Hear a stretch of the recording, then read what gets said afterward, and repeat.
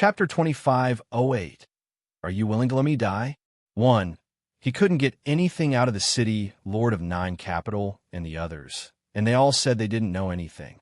What was more infuriating was that Ming Zi, who lived in the inn, came to the prison every day, saying that he had a heart-to-heart talk with the city Lord of Nine Capital and the others.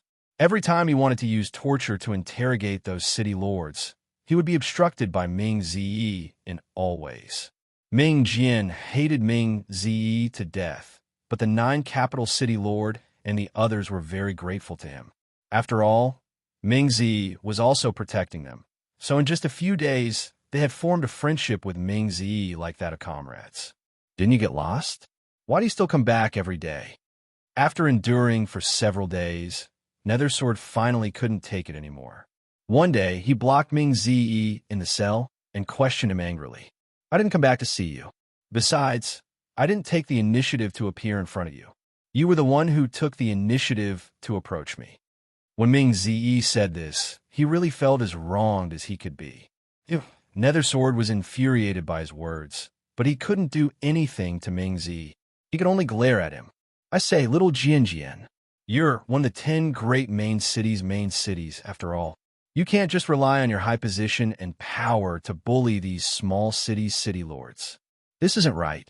Seeing that Nethersword was at a loss for words, Ming Zi continued. I can't be bothered with you, Nethersword said angrily. After he finished speaking, he turned around and left. Seeing that the Nethersword was so easily dismissed by him, Ming Zi felt no sense of accomplishment. This guy was getting more and more angry. After Ming Zi left in anger, he turned to look at the Nine Capital City Lord and the others and asked, when are they coming back? I don't know. The Nine Capital City Lord didn't even need to think to know who he was asking about. Not knowing the exact time, Ming Zi also turned around and left. A few days later, Lung Ruoxue and the rest had a great time and finally returned to the Nine Capital City. The news of their return was sent to the Nine Capital City Lord's mansion and Ming Zi's inn at the first moment. Lung Ruoxue and the rest had just returned to the inn and entered their rooms when they heard a knock on the door. Ruji went to open the door. When she saw the person standing outside, she was dumbfounded. Why was this guy here? The Nine Capital City Lord had not told him that this person had also come to the Nine Capital City. However, wherever this person went, it would always be very lively. I want to see the Lord. Seeing Ruji's dazed expression, Ming Zi impatiently said, Come in. Ruji was hesitating to go in and report when she heard the voice of a demon coming from the room. Ruji made way for Ming Zi to walk in. As soon as he entered the room, Ming Zi saw the demon and knelt in front of him with joy. He said excitedly, My lord, you're finally back. When Ming Zi said this, his eyes were filled with tears, and even his voice was a little choked. However, the demon frowned when he saw him. He couldn't figure out why this guy would appear here. Looking at the two's expressions, Lung Ruoxue laughed to herself. These two fellows, one was so excited to see his own superior that he was almost incoherent, but the other clearly did not like the other. What was going on? The fire of gossip in Lung Ruoxue's heart was suddenly burning. She was rather curious. At this moment, the demon also lazily said, What are you doing here? Come and see my lord. Ming Zi said matter-of-factly, Thanks me. You know him in the Nine Capital City? The demon narrowed his eyes. I don't know. I just came here to try my luck. Ming Zi was very honest. Then you're done, try your luck. You can get lost now. The demon said in an unpleasant tone, My lord, how can you treat me like this? Whoa, I'm not leaving. I won't leave even if I die. After listening to the evildoer's words, Ming Zi seemed to have changed into a different person. He changed his image of a devilish handsome man and instantly turned into an invincible baby. He hugged the evildoer's thigh tightly and cried. Everyone in the room was dumbfounded by this scene. What? What was going on? Everyone was at a loss. This man looked normal before, but in the blink of an eye, he had overturned the noble and handsome temperament they had in their hearts. Everyone was disappointed. However, Lung Ruoxue found this scene extremely funny. The demon's expression on the other hand, was extremely ugly. The demon wanted to shake off the hands that were holding his legs, but Ming Zi was too tight. He couldn't break free. His face darkened even more. "Let go!" The demon gritted his teeth. His dark eyes were burning with flames of anger, as if he wanted to burn the other party into ashes. It was really too embarrassing, wasn't it? Was it too late to say that he didn't know this guy? The demon thought worriedly. Unfortunately, he had underestimated Ming Zi's courage and shamelessness. Ming Zi hugged the evildoer's leg and said shamelessly, "I won T. I won't let go even if I die." After saying this, Ming Zi's eyes were filled with tears, and his little face looked as if he had been wronged. Everyone covered their faces. They really couldn't take it. Ruji, who knew Ming Zi, stayed far away to avoid being classified as the same as the city lord.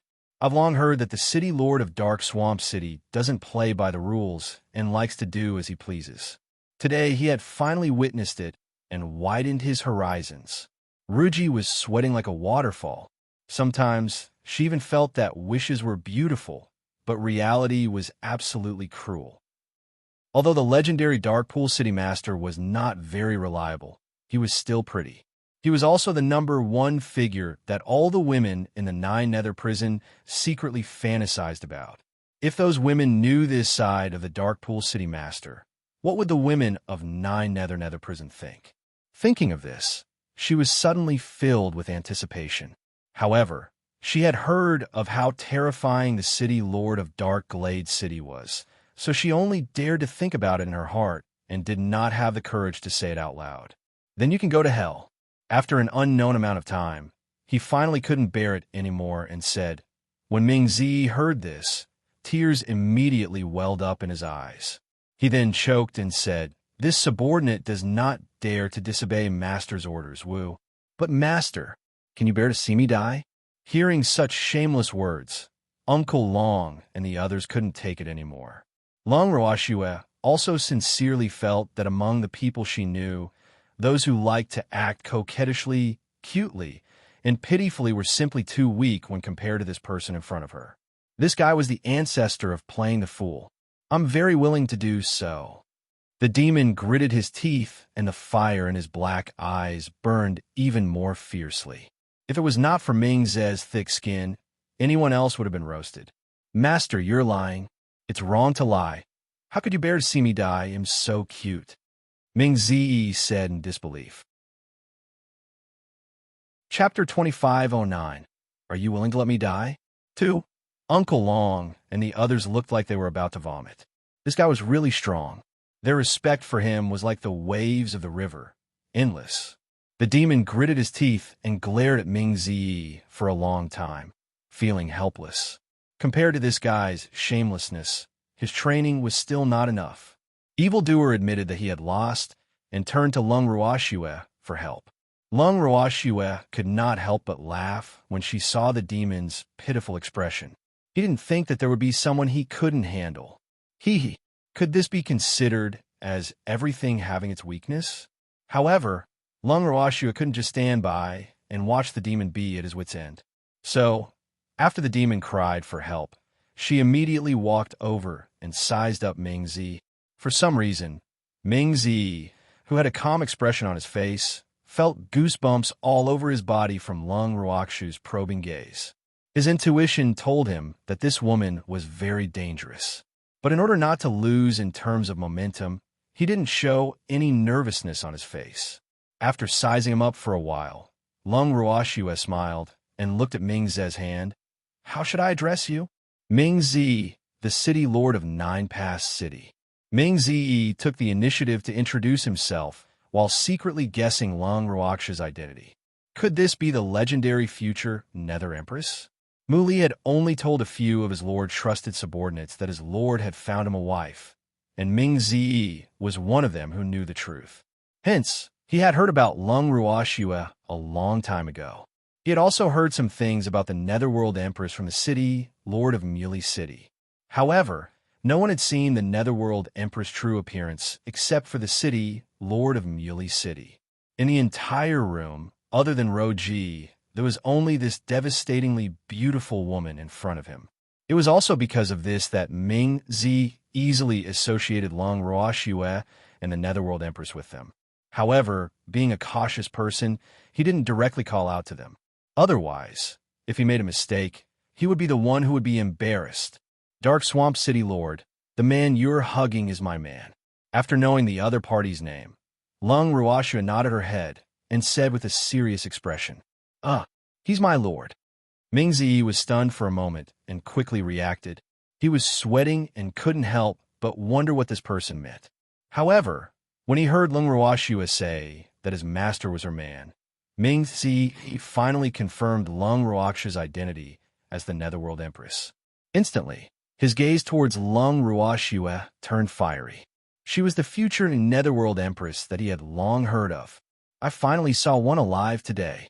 One must know that they had been looking forward to seeing the future Netherworld Empress for a long time. It was a pity that they never had the chance to see her. If it wasn't for the fact that the timing wasn't right, Ming Zi really wanted to suggest taking a photo with Long Ruoxue and signing an autograph as a memento. Your lord's first profession is my man, so quickly let go. No one is allowed to touch my man. Long Ruoxue suddenly roared in a menacing manner. I'm not just anyone. Ming Zi was not the least bit afraid of Long Ruoxue's anger. Instead, he spoke with confidence. Hearing this, Long Ruoxue could not help but choke. This fellow was really indescribable. At this moment, the kind Uncle Long helped Long Ruoxue out of her predicament. You're not just anyone, but you're also an outsider. Young man, the consequences of snatching my Shui heir's man are very miserable. You have to treasure your life. Uncle Long's words were sincere and earnest, but Long Ruoxue and Ming Zi broke out in cold sweat. Long Ruoxue couldn't help but sigh. Today, she realized that Uncle Long's imagination was very strong. I treasure my life, and I have no intention of snatching a man from the Netherworld Queen. Don't worry, I like women, am not interested in men. Ming Zi said seriously.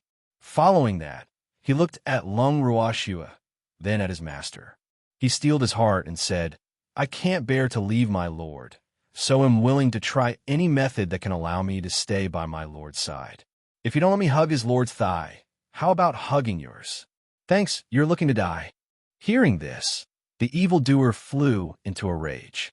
Uncle Long and the others also looked at Ming Zi sympathetically, as if he was looking for death. Unexpectedly, Ming Zi still had a fearless expression and said, Well, see, the Netherworld Empress definitely won't let me hug her thigh, so the only person I can hug is his lord. Fine, he was still in the right. Long Ruoxue was speechless and helpless. Towards Ming Zi, she also felt a trace of power not following her heart. Long Ruoxue gave the evildoer a look that said you're on your own and did not want to bother with this pair of loving master and subordinate. I'll go rest first. Out of sight, out of mind. Long Ruoxue decided to leave first. Shui, the demon called out pitifully as he watched Shui heir's back view enter the room. However, Long Ruoxue didn't even turn her head. Seeing that Shui had left, Uncle Long and the others also left tactfully. The Master of the Dark World's joke wasn't that good to watch. After everyone had left, the evildoer cast a barrier between him and Ming Zi. Then, he shouted with a dark face, What the hell are you doing? Although Ming Zi's personality was a little strange, it was rare to see him like this today. Or it could be said that Ming Zi almost did not dare to act like this in front of him. Therefore, Ming Zi's behavior today was definitely abnormal. The city lord of Muley City told me to do so. He told me to report to the lord when no one was around. Ming Zi, who was afraid of being beaten up, betrayed Mu Li without even blinking. Was he the one who asked you to act as the bottom? The demon gritted his teeth and secretly hated him. The city lord of Muley City asked me to use some extreme methods. There were so many people in the room just now, so I had no choice but to sacrifice my own appearance. Ming Zi explained with an expression of, I don't want to either. Damn it, did you just sacrifice your body? The demon glared at Ming Zi and said viciously. He had scared everyone, making them think that there was an abnormal city lord in the 9th Nether prison. Hee hee. Unusual times call for unusual measures. You're a magnanimous person, my lord, so you won't blame me, right? Ming Zi said with a cheeky smile. Speak. Why did Muli send you here? Why didn't he come himself? The demon was too lazy to argue with this guy in front of him and went straight to the point. The city lord of Muley City was going to come, but he received news on his way here, so he changed his route and went to the Dead Sea. Before he left, he sent me a message and asked me to come here and see if the person who brought the deities to Nine Nether Prison was your highness. By the way, I came here with the Juhua City Lord. Ming Zi reported. Are there any movements on the other side of the Death Sea? The demon asked directly when he heard that Mu Li had gone to the Dead Sea. Not yet, Ming Zi said honestly. Don't let Shuer know about the matters of the Death Sea. The demon nodded and warned. Yes, my lord, the Castellan of Juhua City. Ming Zi was about to talk about the Castellan of Juhua City when he heard a loud bang behind him. He stood up immediately and saw the Castellan of Juhua City breaking in through the array formation with an aggressive look. Chapter 25:10. Are you willing to let me die? 3. This was definitely the rhythm of seeking death. The Juhua City Lord entered the room and immediately yelled, Where are they? All of you, get out here. Hearing the roar, Lung Ruoxue and the rest walked out of the room. Who is this? Such a powerful aura? Seeing this, Uncle Long couldn't help but say, his resolute face full of ridicule, Are you the gods who came to the Nine Nether Prison? Nether Sword asked loudly when he saw Uncle Long and the others. That's right. Who are you? Uncle Long asked calmly. In the city lord of Juhua City. Nether Sword shouted as if he was afraid that no one could hear him. What brings you here, Lord of Juhua City? Lung Ruoxue asked calmly before finding a chair to sit down. Her voice immediately attracted Nether Sword's attention. The moment he saw Lung Ruoxue, Nether Sword was stunned. Was this a woman from the divine realm? She was indeed a rare beauty. Oomph. I heard you capture my sister and nephew. Although the beauty in front of him had made him fall in love with her, Nether Sword was still a very rational person. He knew what was important, so he naturally had to deal with his sister and nephew first. Yes, they are indeed in our hands. Lung Ruoxue nodded and replied honestly. I want you to release them now. Hearing this, Nether Sword immediately made a request. On what basis? Who do you think you are? If I let her go, just because you want me to, you'll lose face. Lung Ruoxue said with a smile that was not a smile.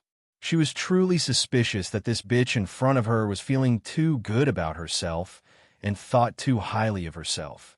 In the Lord of Juhua City, Nether Sword shouted at the top of his voice. To be looked down upon by a beauty was absolutely a great humiliation that he could not bear. So what? Am not under your jurisdiction. Lung Ruoxue still looked as if she did not care. Do you know where we are?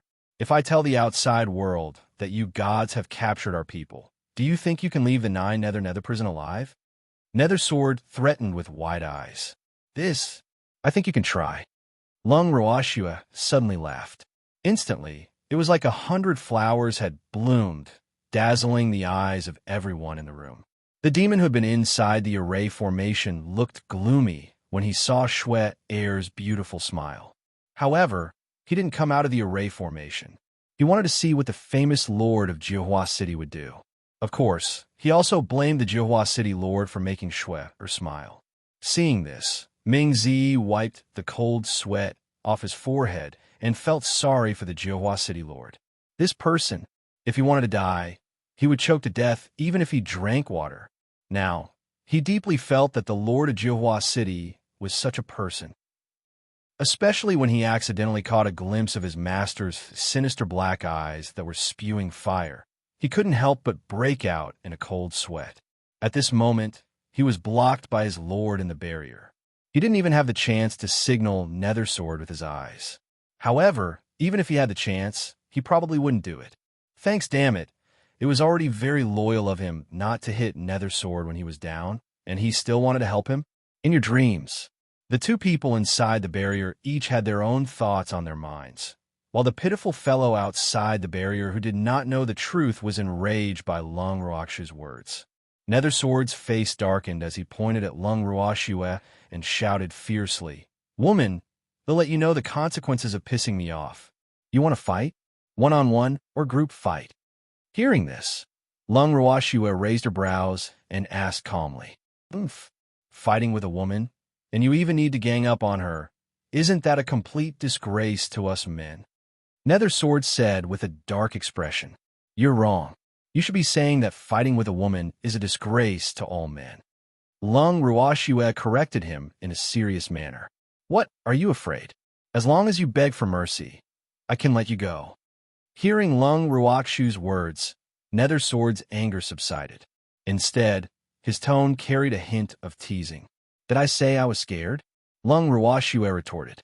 "If you're not afraid, then why would you say that?" Nethersword asked angrily. "I'm just correcting you. Since you don't want to hear it, I'll take it back. A group fight or a one-on-one fight, you choose." Lung Ruashue was very generous. "Like I said, is there a need to gang up on a woman?" Nethersword roared. "Did I say that you would gang up on us?" Lung Ruashue said as she came to a sudden realization. Hearing this, Nethersword was stunned. Did this mean that the other party wanted to gang up on him? He looked at the strength of the other party. Other than the majority of them being divine sovereigns, there were a few whose strength he could not tell. As such, he was not confident. Although he was a Ming-Zun, and the one who would have the advantage in a fight with a god in the Nether prison was a Ming cultivator, he could not stand being beaten by a group of people. After some thought, Nethersword could only confirm, "I choose a one-on-one fight." "All right then, I'll let Uncle Long fight you." Lung Ruashue turned her body slightly and released Uncle Long, who had been rubbing his hands together and had a fierce look in his eyes. Nethersword was dumbfounded when he realized that the person he was fighting was not the woman in front of him. Had he been tricked? Fuck!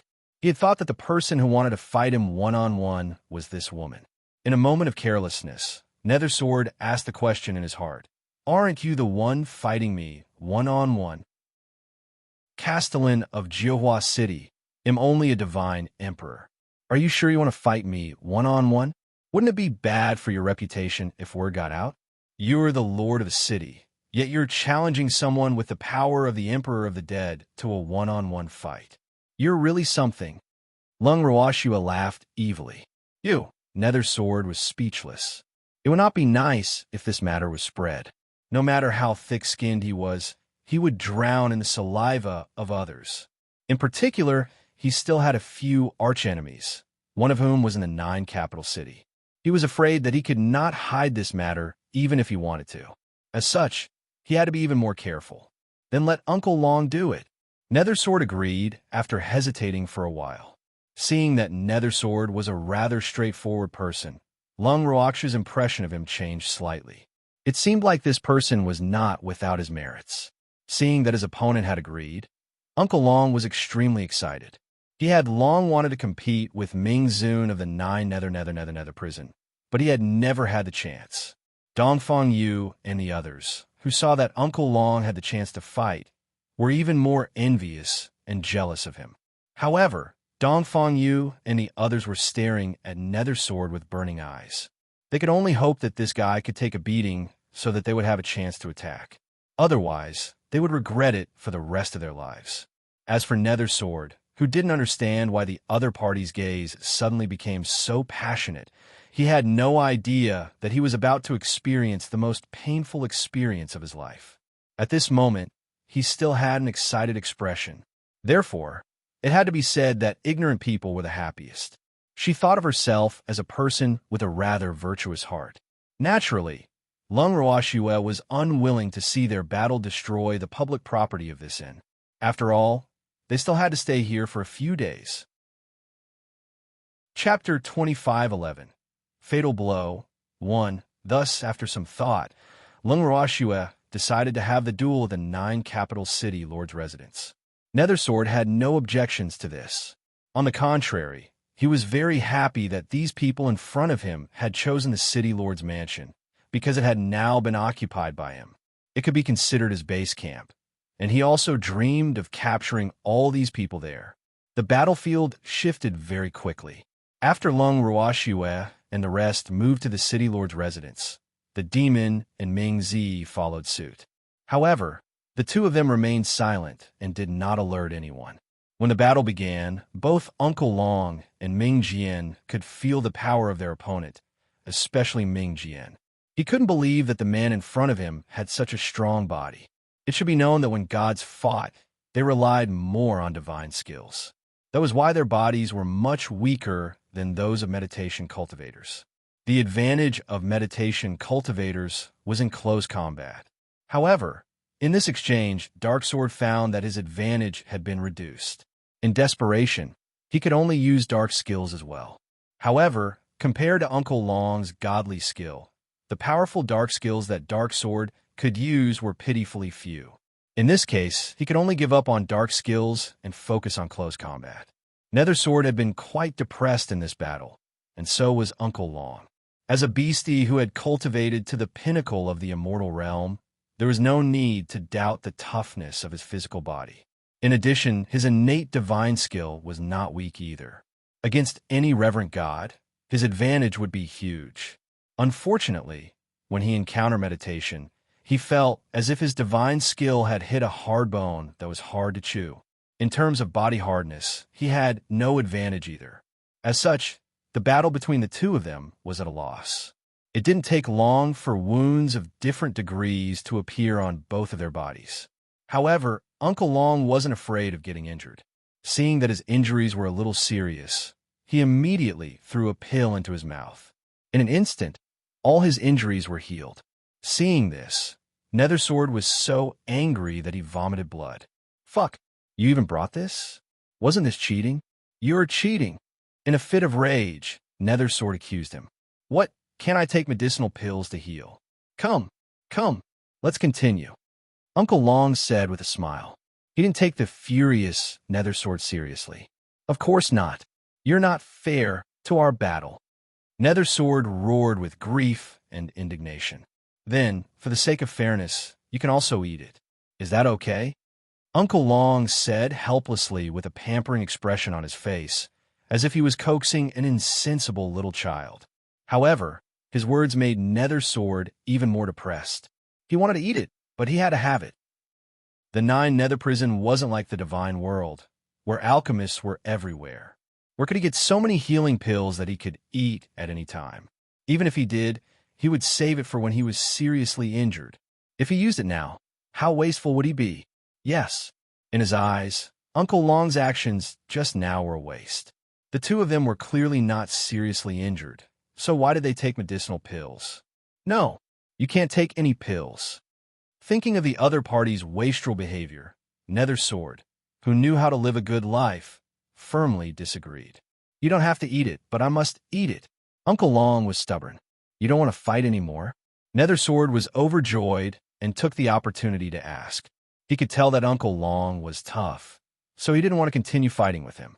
Thanks, Uncle Long, who had also seen through his thoughts, would not let him have his way so easily. Uncle Long smiled and said, "You don't have to fight, but you have to admit defeat."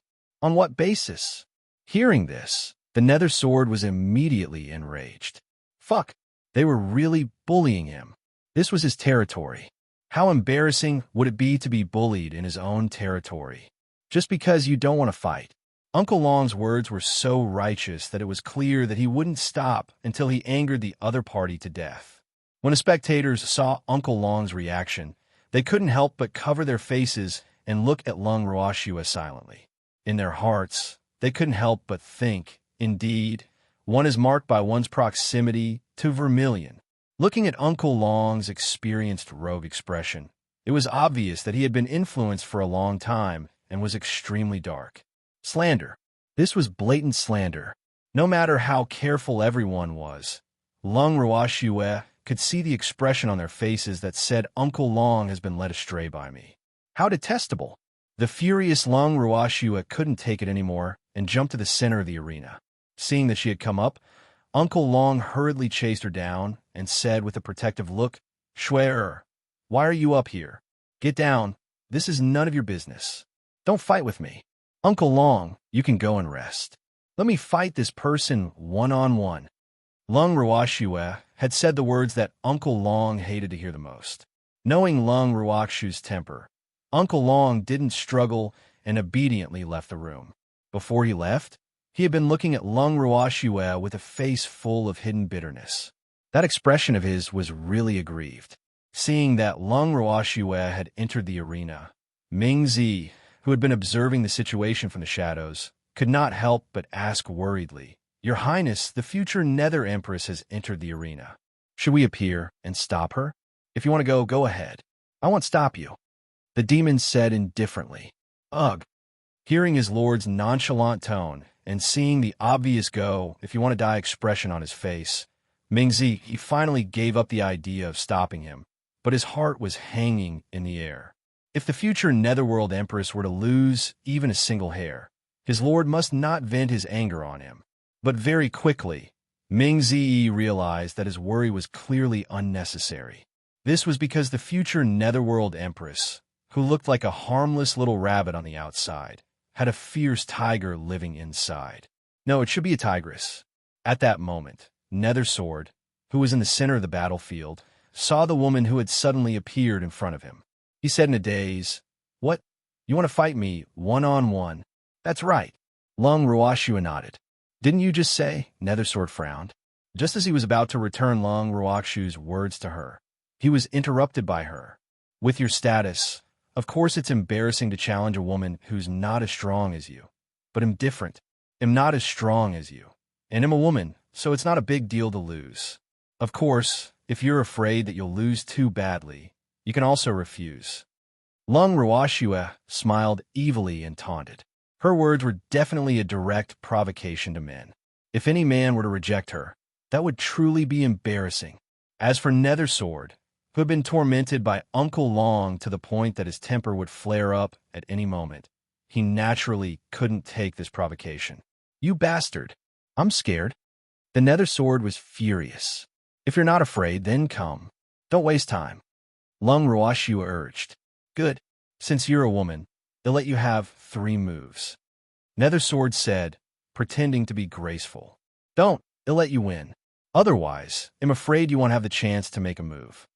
Lung Ruoxue said with a face of sincerity. Chapter 25:12. Fatal Blow 2.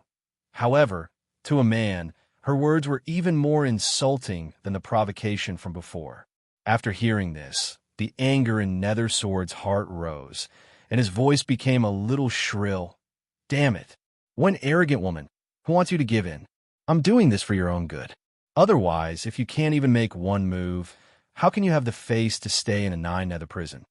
Lung Ruoxue blinked her beautiful eyes as she spoke in an extremely kind manner. "This is my business." Nether Sword was so angry that he stomped his feet. Then he shouted angrily, "Woman, it'll still say the same thing. I'll give you 3 moves, so hurry up and make the first move." "All right, since you insist, then I won't be unreasonable," Lung Ruoxue said helplessly. With that, she quickly gathered a trace of fiery, red divine power in her hand. The divine power was red with a hint of purple. It was thinner than a strand of hair, but the temperature was frighteningly high. As soon as the divine power appeared, Uncle Long and the others immediately retreated a few steps back to safety with cautious expressions. They were not worried that Shui Air's shun power would affect them, but the shun power's temperature was too high. They did not want to become roasted pigs. However, the Nether Sword didn't know the truth. He didn't feel anything other than the heat. Even when the thread of fiery red divine power in Lung Ruoxue's hand floated towards him, he did not have any countermeasures. "Your divine power is only this little," Nether Sword said speechlessly. "This is the essence," Lung Ruoxue said with a smile and reminded him, "Defend well." However, Nether Sword, who was also very confident in himself, did not take Lung Ruoxue's words to heart. He was extremely unconcerned that this bit of divine power was not a threat to him at all. However, when the shun power truly hit him, he felt an intense pain in his chest. "Damn it! How is this possible?" The Nether Sword was shocked. However, he quickly hid this trace of shock, and before he had time to retaliate, he immediately felt as if his body was on fire. His entire body was burning, and an intense pain that drilled into his heart and bones began. Nether's sword, who had been holding it in, finally couldn't help but roar. Ming-Zi, who was secretly observing from afar, naturally did not know how much pain Ming-Jian was in. What he could not understand was how that little flame could cause Ming-Zun, who had thick skin and thick flesh, to cry out in pain. This was truly unbelievable. Ming-Zi's heart was full of doubts, but what shocked him even more was what followed. Not long after, Nether's sword, who was rolling on the ground in pain, had flames that were half the height of a person burning on his body, which made Ming-Zi extremely frightened. How did this happen? This flame naturally couldn't be the Nether sword's own natal flame. Who asked them to be of the dark attribute? It was impossible for them to have such a thing. In that case, the flame could only belong to the future Nether Empress. However, was it possible for a small flame to pose such a huge threat? Ming-Zi's face was full of disbelief. At this time, he turned to look at his lord's reaction, only to find that his lord's face was calm. He could not tell whether his lord was happy or angry. Now, he had no idea and could only continue to watch. At this moment, Nether Sword's cries of pain became softer and softer until nothing could be heard anymore. Ming-Zi was shocked. This guy couldn't have been burned to death, right? He felt that it was possible no matter how he thought about it. Ming-Zi was so scared that he broke out in a cold sweat. Thanks, Wu. Poor Nether Sword. He was right to sympathize with that guy. In fact, at this moment, not only did Ming-Zi sympathize with Nether Sword, but Uncle Long and the others also expressed their condolences to him. AI, next time, grow some eyes and don't offend women. In particular, women with powerful life flames could not be offended. Although the Flame Master might not be as strong as you, as long as a small spark touched you, it would be enough to take your life. Whether you could survive or not, of course, it would still depend on the mood of the Flame Master. At this moment, Lung Ruashu, who had been looking innocently at the man on fire, suddenly muttered to herself sadly, "Did I hit you too hard? I didn't do it on purpose." With that, she hurriedly retracted her natal flames. At this moment, Nether Sword's entire body had turned black, and a thick layer of cocoon had formed on the surface of his body from the heat. He had also fainted. When Uncle Long and the others heard Lung Ruakshu's words, their foreheads were filled with black lines. They all thought to themselves, "Little girl, if it's a fever, then so be it. Don't pretend to be innocent. There are no outsiders here." However, how could Lung Ruashua not show her innocence? She even deliberately stepped forward and kicked the tied-up human-shaped charcoal, asking softly, "Hey, Jihua City Lord, are you still alive? If you're still breathing, make a sound." Shuer, the Castellan of Jihua City, is already unconscious, so it's no use calling him that. Uncle Long, who could not stand it anymore, could not help but remind him. It was not that he thought that Shuer's flames could not kill Ming-Zun, but he knew that Shuer had definitely been merciful and would not burn this fellow to death. Then how about this? As soon as Lung Ruashua finished speaking, a huge water ball appeared in her hand, and she threw it at Nether Sword. Unfortunately, the Nether Sword had yet to wake up. Lung Ruashua hung her head in dejection and disappointment. Uncle Long couldn't bear to see Shuer disappointed, so he kindly offered a healing pill and stuffed it into the mouth of the Jihua City Lord. One had to admit that the quality of the pills Lung Ruashua produced was guaranteed. Less than a minute after he took the pill, Nether Sword woke up. As soon as Nether Sword opened his eyes, he saw Uncle Long's familiar face while he was still in a daze. Then, he heard Uncle Long say to him very kindly, "You're awake? I just gave you a healing pill. Remember to pay me for it." Money for medicine? It was only then that Nether Sword suddenly recalled what had happened. The gaze he used to look at Lung Ruashua was filled with fear, especially when he saw that Lung Ruashua was actually filled with joy as she walked towards him. His little heart instantly started to beat wildly. "W, what are you doing? You're not coming over?" In an instant, Nethersword had turned into a man from a good family who was about to be robbed by an evil person. His dark little face was pale. It was obvious that he had been scared out of his wits by Lung Ruoshue. When Lung Ruoshue heard his words, the grievance on her face deepened. "Are you afraid of me? Don't be afraid, I won't hurt you. I'm only a divine emperor. What are you afraid of?" The hidden bitterness in Lung Ruoshue's tone almost made Uncle Long and the others believe her. However, the more she said this, the deeper the fear in Nethersword's heart grew. "You bastard! You're only a divine emperor? Fortunately, you're a divine emperor. If you become a reverent god, would you still be alive?" Nethersword muttered to himself with a face full of fear. With every step Lung Ruoshue took, he wriggled backward. It wasn't that he didn't want to leave, but the shell on his body was too hard, and he couldn't break free. "Don't dodge. I want to help you." Lung Ruoshue was disappointed to see that Nethersword was afraid of her so quickly. Wasn't this guy the city lord of one of the top 10 major cities? Another Mingzun. How could he not be teased? Chapter 25:13. Fatal Blow 3. I don't need your help. I just want you to stay far away from me. Nethersword sobbed. Woo, this woman isn't human. He had lived for so long and could be said to have seen countless women, but he had never seen a woman who made him so frightened. At this moment, no matter how beautiful Lung Ruoshue was, she was no longer his cup of tea. Such a fierce woman, which man could bear to eat her? If that wasn't courting death, then what was? And he definitely wanted to live a few more years. But our battle isn't over yet. I only used one move. You said you would let me use 3 moves. When Lung Ruoshue said this, her expression was one of grievance. But hearing this, Nethersword wanted to cry, but had no tears. My ancestors. He was already trembling with fear in one move and almost lost his little life. If he really let you finish 3 moves, he was afraid that he would be directly turned into ashes. Would he still be alive and kicking? I lost. I admit defeat, okay? Woo. I won't fight you anymore. Nethersword said in a practical manner. What if I say no? Lung Ruoshue deliberately paused for a moment before her beautiful eyes stared at Nethersword. What do I have to do for you to agree to me admitting defeat? Nethersword, who was so angry that blood was stuck in his throat, said with a tearful face. He had only just discovered today that he had provoked a demon.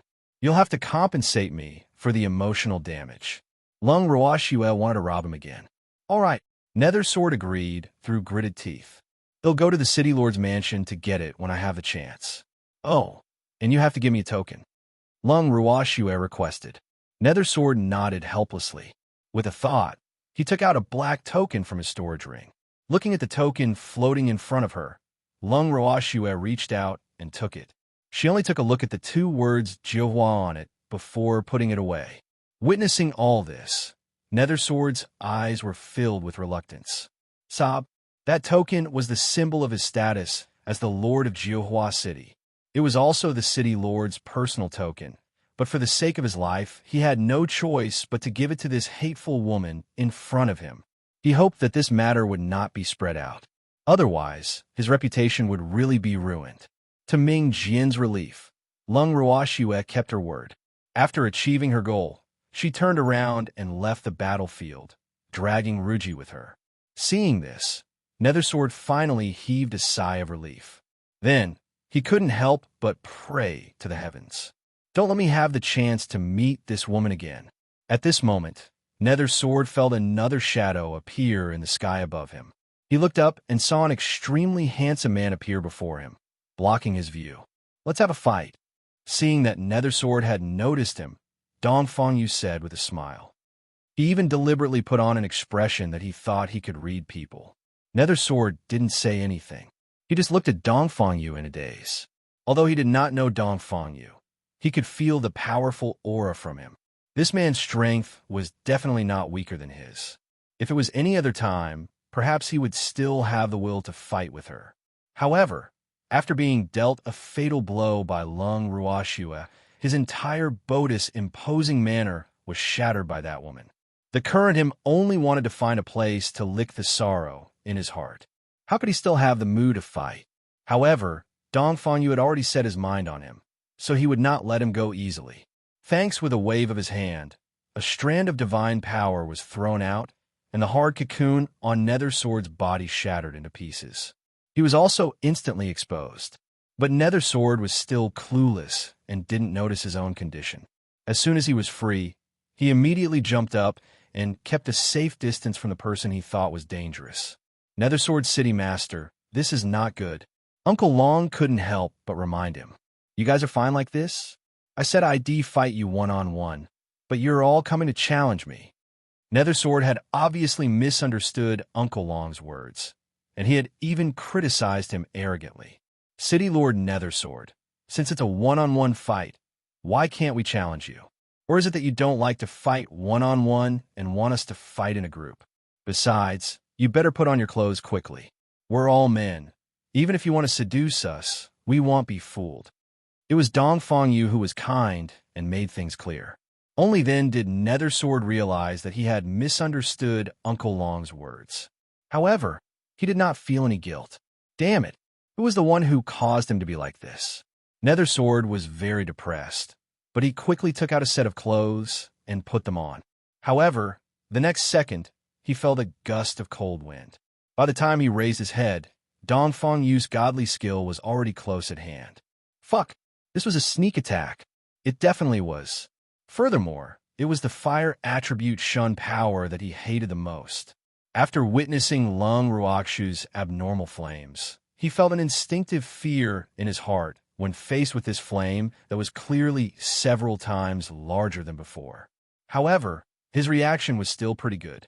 He quickly jumped to the side and dodged the attack of the fiery divine power. However, before he could catch his breath, Dongfang Yu threw out 2 more divine skills. It was also a fire attribute divine skill, and they flew rapidly in the direction of the Nethersword from both sides. When Nethersword saw this, he could only quickly put up a defense. With the lesson learned from the divine Emperor Lung Ruoxu, he did not dare to let his guard down against a reverent god like Dongfang Yu. It was precisely because he was so nervous that he could only passively defend, completely forgetting to attack. Not only did he not show his advantage, but he was also being chased around the field by Dongfang Yu's godly skills like a stray dog. Seeing his reaction, the demon's face darkened, and so did Mingzi's, because the Nethersword had really disgraced the 9 Nether prison. Actually, the reason why Nethersword had embarrassed himself so much was largely because he had been scared out of his wits by Lung Ruoxu's abnormal flames. He had developed an instinctive fear of fire. Otherwise, with his strength, he would not have been chased around by Dongfang Yu. Hence, everything was Lung Ruoxu's fault. However, Nethersword definitely didn't think about this now. The only thing on his mind was how to get rid of Dongfang Yu, this dogskin plaster. However, while his wishes were beautiful, reality was cruel. The Nethersword couldn't get rid of Dongfang Yu's entanglement at all. Not only that, but the master of the Ning family and the others, who had been watching the fun, also joined in the pursuit of the Nether-severing sword. As a result, no matter where he ran to, he would always encounter someone who would smile and say that they wanted to fight him. In the end, he finally broke down. "Woo, what do you want?" Nethersword, who had always been proud and arrogant, finally asked in tears. This group of people was really too detestable and hateful. Only today did he know what it meant, that there was always someone better. These guys were definitely a million times more annoying than Ming Ziyi. At least, Ming Ziyi would not be like them. Compared to them, Ming Ziyi was too kind. "Woo, Ming Ziyi, where are you?" At this moment, he missed Ming Ziyi very much. Unfortunately, Ming Ziyi couldn't hear his inner thoughts. Even if he could, it was hard to say if he would come to save him. Chapter 25:14, Fatal Blow. We just want to fight you one-on-one. Dongfang Yu said with a smile, while the others nodded in agreement. A man sweats and bleeds, but doesn't shed tears. Why are you, a man, crying? Are you still a man? However, Uncle Long, who knew that he couldn't win the fight, criticized Nethersword with a resentful expression when he saw him crying so hard. "I'm not a man. I'm not a man. Just don't treat me as a man and stop pestering me." Hearing this, Nethersword shouted, "No, today you have to fight no matter what. It doesn't matter if you're a man or not. You have no choice." Dongfang Yu was infuriated by Nethersword's useless words and spoke with a vicious expression. Hearing this, Nethersword wished he could just faint. That way, he wouldn't have to face these fiendish fellows. Unfortunately, he couldn't faint even if he wanted to.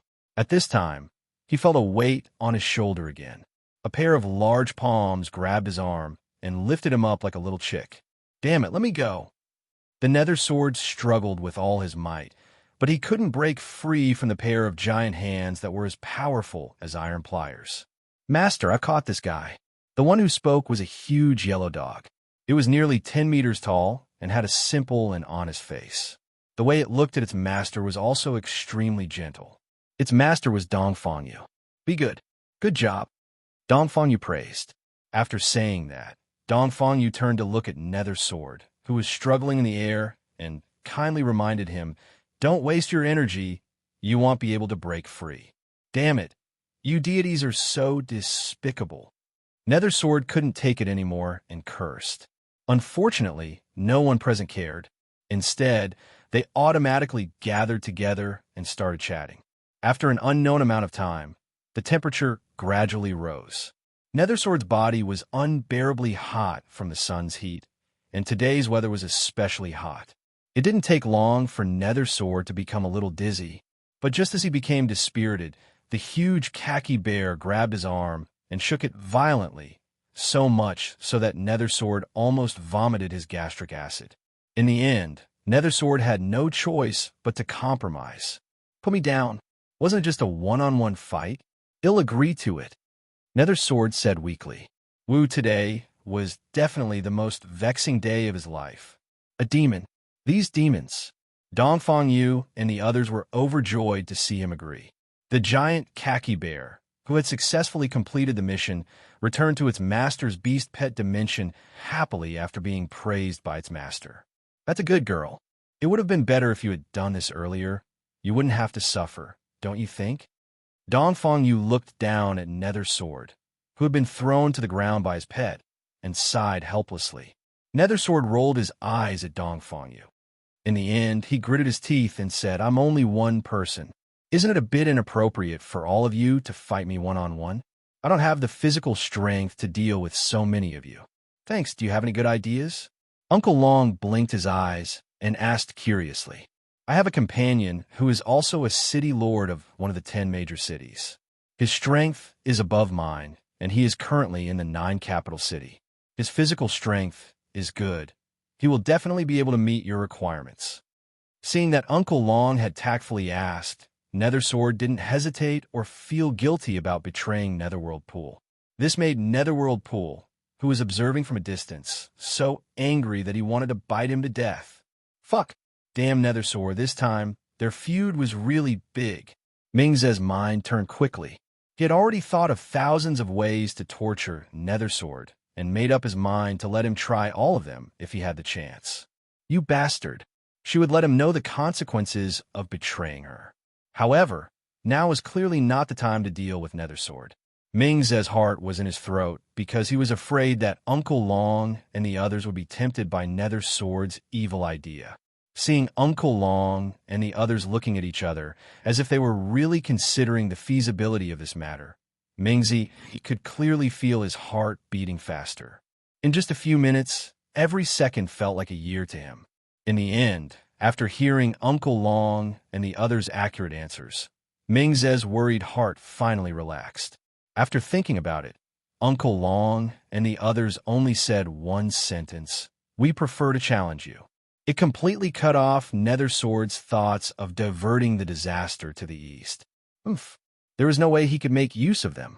They had not expected that Ming Jian had really treated them as challengers. In fact, they had pestered Ming Jian to fight mainly because they did not like him. They also wanted to find out the difference between themselves and Ming Zun. Otherwise, they would not have wasted their time. After hearing that they preferred to challenge you, Nethersword's face turned ashen. This time, He had completely given up and accepted this fact. Wu demon, a group of demons. Although he thought this in his heart, he still wanted to put up a last-ditch struggle. He whispered, "I'm alone, don't forget. It's okay, we have a way for you to be in high spirits in every battle with us." Dongfang Yu said with a "don't worry." However, Nethersword didn't have much hope for the credibility of his words. After accepting everyone's challenge, Nethersword's first opponent was Dongfang Yu. In the beginning, Nethersword just wanted to deal with it casually. However, after being provoked by Dongfang Yu, he had no choice but to defend his honor as Ming Zun and take the battle seriously. The two of them fought for hundreds of rounds, but it was still difficult to determine a winner. This fact had also ignited their fighting spirit, especially Nethersword. After being beaten by Lung Ruoxue, he finally realized that even Reverent God-level cultivators might not have Lung Ruoxue's abnormal flames. With that, the instinctive fear of fire in his heart dissipated a lot. However, he was very afraid that this was just a trick by his opponent. As a result, even though he had used all his strength, he was unable to display his true strength. In the battle, he fought with fear and trepidation. In the end, after Dongfang Yu had adapted to his opponent's rhythm, he fought more and more smoothly and won with an absolute advantage. After the victory, Dongfang Yu threw 2 pills to Nethersword. One was for healing, and the other was for recovering nether power and stamina. "Eat it, so you can welcome your next opponent," Dongfang Yu warned. Nethersword held the pill and looked at Dongfang Yu with a complicated expression. So this was what he meant when he said that using a powerful technique would make him full of energy in every battle. Fuck, this was definitely showing off his wealth. It definitely was. Nethersword felt extremely bitter in his heart. The people of Netherworld Prison treated every elixir as a rare treasure, but these wastrel devils actually used it in a competition. Weren't they insulting the people of Netherworld Prison in front of him? Nethersword was filled with hatred. However, he couldn't pocket these pills when he was faced with so many opponents who were eyeing him covetously. Otherwise, these guys would be able to beat him into a pulp with a punch from each of them. Chapter 25:15 Chicken Ribs 1. He steeled his heart and swallowed the 2 pills. In an instant, he felt his body heat up. A warm current flowed through his body, and wherever it went, he felt comfortable. This feeling was too comfortable. Just like that, Nethersword quickly faced one opponent after another. And every time his opponent finished him off, he would throw him 2 pills in the same manner. Master Ning, Dongfang Lin, and a few other Reverent God-level cultivators entered the arena one after another. Some of them defeated Nethersword, while others fought him to a draw. In the end, a few godly venerable rank beasts and the Mother Parasol Tree were also unwilling to be left out and fought with the Nethersword. Although he had pills to help him recover after each battle, he was also tired. Nethersword's attitude towards the pills changed from being envious to being numb. He had discovered that these people were not only demons, but also very rich demons who didn't care about pills. Thus, his thoughts of fighting with them were completely wiped away. Enough. He really had enough. Looking at himself, who was as tired as a donkey, Nethersword felt like crying. A sparring partner really wasn't a job for humans. Let him go. Even if there were pills, he would beat them until they vomited. Just as Nethersword persevered and finished fighting the last challenger, he heard another request. "Let's have a few rounds." Nethersword turned around and saw the countless black masses of human heads not far away, rubbing their fists and eager to try. His eyes rolled back, and he fainted. Before he fainted, Nethersword thought, fuck, another divine emperor. Now, he was even more afraid of a divine emperor than a hierarch, who asked Lung Ruoxue to scare him out of his wits. However, for those who also wanted to join in the fun and fight, it would be a lie to say that they were not disappointed when they saw the opponent they had been looking forward to actually faint. This is too much bullying. It was unknown who shouted first, but the crowd, who had run out of options, swarmed forward and surrounded Nethersword in an instant, kicking and punching him in hatred. Mingzi, who was watching from a distance, was shocked to see this scene, and his face turned pale. The next second, he immediately grabbed the evildoer's clothes and stuttered, "And my lord, these people are so fierce. Do you want to stop them? Why did you stop me?" The demon blinked his eyes and pretended to be puzzled. "Because Nether Sword is your subordinate," Mingzi said matter-of-factly. "A subordinate who has committed a mistake." The demon snorted coldly and strode towards the crowded area. Seeing this, Mingzi immediately followed closely with a calm face. However, his eyes that were looking around revealed the tension in his heart. These gods were ruthless enough. She was not any weaker than the fiends in their netherworld prison, and the future Nether Empress would probably be even more terrifying. Mingzi couldn't help but speculate, and the way he looked at Uncle Long and the others became more and more cautious. Seeing his fear, Uncle Long gave a kind smile and patted Ming's shoulder. "Don't be afraid. We don't hit our own people." Mingzi didn't know how to answer and could only smile foolishly. "Thanks, who's on our side?" At this moment, Lung Ruakshu's words interrupted. Uncle Long and the others raised their heads and saw Lung Ruashue and Ruji returning. Uncle Long pointed at Mingzi and replied, "This guy." "Oh." After Lung Ruashue nodded her head, she sized up Ming's entire body. Mingzi was like a mistreated little wife, fidgeting restlessly. For the first time, Mingzi realized that the future empress of the underworld gave people a lot of pressure. He was already a Mingzun, but he couldn't stand her probing gaze, let alone others. In order not to make the future netherworld empress feel disgusted, Mingzi revealed a smile that attracted thousands of people. However, in Lung Ruakshu's eyes, his smile was like a silly smile. Following that, Lung Ruashue ignored him and changed the topic back to Nether Sword. "What should we do with this guy?" Seeing that Lung Ruashue had finally stopped paying attention to him, Mingzi heaved a huge sigh of relief. He tried his best to pretend to be invisible. When he heard Lung Ruashue asking about Netherworld Sword, he even looked up at the sky as if the matter had nothing to do with him. "Kill." Uncle Long blinked and then changed the topic.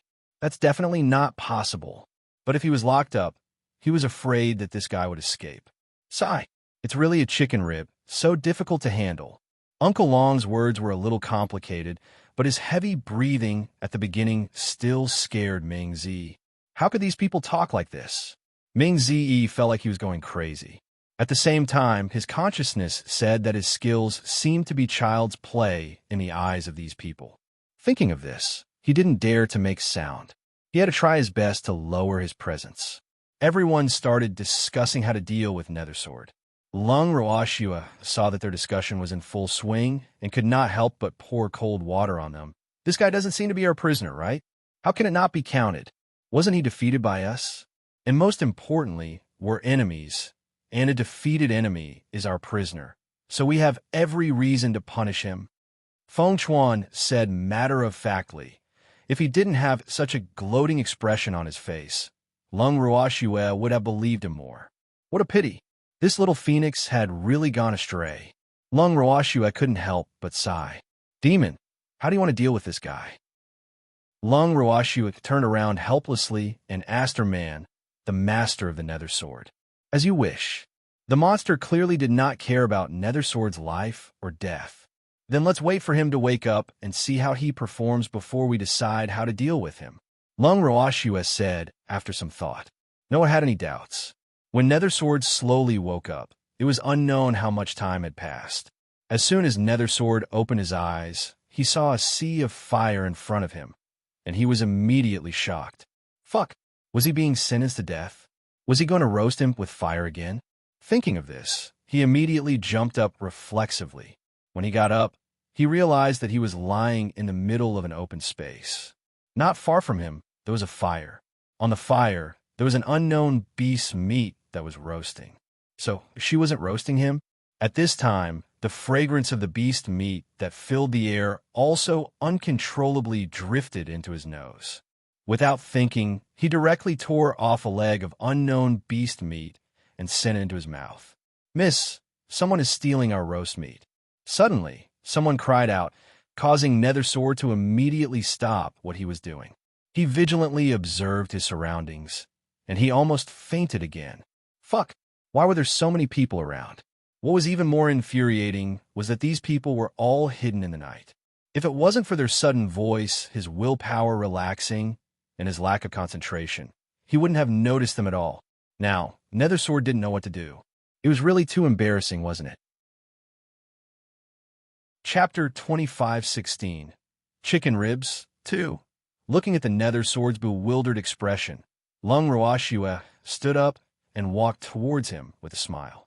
However, the Nethersword followed Lung Ruakshu's movements and kept retreating. It was obvious that it was afraid of her. Seeing this, Lung Ruashua could only console him. Don't be afraid. I won't do anything to you. Then stay away from me and don't come near me. Nethersword treated Lung Ruashua like a venomous scorpion. The fear he felt towards her only increased. In particular, Lung Ruakshu's smiling face was no longer a display of charm as heart. Instead, it was the smile of a demon. Nethersword's face was so red that it seemed to say, "Lecher, stay away from me." Lung Ruashua was helpless. She didn't seem to have done anything. How could he have scared Ming Zun of the 9 Nether prison so badly? Wasn't he too timid? Was this guy really the brutal and bloodthirsty man Ruji had told her about? Oh, did Ruji remember the wrong person? Otherwise, he was lying to her. At the thought of this, Lung Ruakshu's beautiful eyes unconsciously glanced at Ruji. Ruji revealed a bitter smile and walked forward. Nethersword City Master, Miss Lung didn't do anything to you. Why do you look so frightened? You've embarrassed the 9 Nether prison. When Roji said this, her face was full of disappointment. At the same time, she felt a little refreshed. It must be known that Nethersword's current appearance was definitely not common. Ruji, you still have the face to say that. You traitor of the 9 Nether prison. Seeing Ruji, Nethersword finally found a way to vent his anger. Therefore, he didn't hesitate to pin the blame on Ruji. However, Ruji didn't take it seriously and replied with a smile, "It's not up to you whether I'm a traitor or not. Besides, you can't even save yourself now, and you still have the time to care about me? You'd better think about your situation." My situation? Nethersword suddenly reacted. That's right. His current situation was far worse than Ruji's. From the looks of it, he could become her prisoner at any moment. At the thought of this, Nethersword's mind whirred. Then, he bravely looked at Lung Ruashua and said, "I want to discuss a condition with you." What? Hearing this, Lung Ruashua was slightly taken aback. After she came to her senses, she smiled and said, "What conditions do you want to negotiate with me, Lord of Jihua City? I'm all ears. I want you to let me go, and I'll use the 9 capital city lord and the others to exchange with you." Nethersword said straightforwardly, "You mean, we'll capture you now?" Lung Ruashua blinked her beautiful eyes as she asked in disbelief. "You guys know what you're doing." Nethersword gritted his teeth in anger. He wasn't stupid. Although he wasn't locked up, if he really wanted to leave, this group of people would definitely not allow it. And he couldn't beat them all by himself, so what else could he do? But compared to the city, lord of 9 capital city and the others, I prefer to keep you. Lung Ruashua laughed evilly. You're not afraid that my subordinates will kill the 9 capital city lord and his men in a fit of anger? The Nethersword was about to go crazy. How could this woman be so detestable? I'm not afraid. With you on our side, they won't dare to act rashly. Lung Ruashua said confidently. Ruji, aren't you afraid? The 9 capital city lord is your man. Seeing that he couldn't convince Lung Ruashua, he could only turn his attention to Ruji. Unexpectedly, Ruji also didn't take it seriously. She smiled. I'll listen to Miss Lung. You, Nethersword was so angry he was speechless. Thanks, all right, Jihua City Lord. Don't waste your time and energy. Just attend our celebration. Lung Ruashua smiled. Then, she seemed to have thought of something and asked, by the way, your sister and nephew are still in my hands. Do you want to see them? With that, Lung Ruashua did not wait for the Nethersword's response and immediately teleported the 2 of them out. Nethersword looked at the two people who were tied up like dumplings and frowned. The two of them seemed to be in a worse state than he had imagined. At this moment, not only were the city lord's wife and young Master Chang's clothes in tatters, their bodies were covered in wounds, and even their minds were in a daze. They were still mumbling, "Demon, let us out, or you will regret it." However, just as they finished shouting, Ruji raised her hand and pounced on them. After a few crisp papa sounds, the two finally came back to their senses. As soon as they regained their senses, they saw Nethersword looking at them with a frown. They were overjoyed. They were saved. "Big brother, uncle," the two of them shouted in surprise. However, Nethersword didn't respond. He just looked at them indifferently. "Uncle, please save us, and then kill all these gods. They're too evil. They dared to mess with the Grand Duke and bully the people of Nether Prison. There's also a peerless beauty among them, and she's also someone I'd like to offer to Uncle." Young Master Chung continued to express his sincerity, but before he could finish, Nethersword interrupted him. "Shut up!" Nethersword fire-roared. Young Master Chung, who had been talking excitedly, was dumbfounded when he saw this. Your uncles and nephews haven't seen each other for a long time, so let's catch up. I won't disturb you any further." Lung Ruoshu interjected with a smile on her face. Then, she brought Ruji with her, and the two of them floated away. He watched Lung Ruoshu's back view leave, then glanced at the people who were still reveling in the surroundings. Other than sighing, Nethersword did not know how else to react. Yet, the incompetent young Master Chung had to create trouble at this moment. The moment he saw Lung Ruoshu, he immediately shouted at Nethersword, "Uncle, it's that woman. Take her down." Young Master Chung, whose face was already swollen like a pig's head, was slapped again. Child Chung was a little dumbfounded. He covered his swollen face and looked at his uncle in confusion. He didn't understand. Did he say something wrong?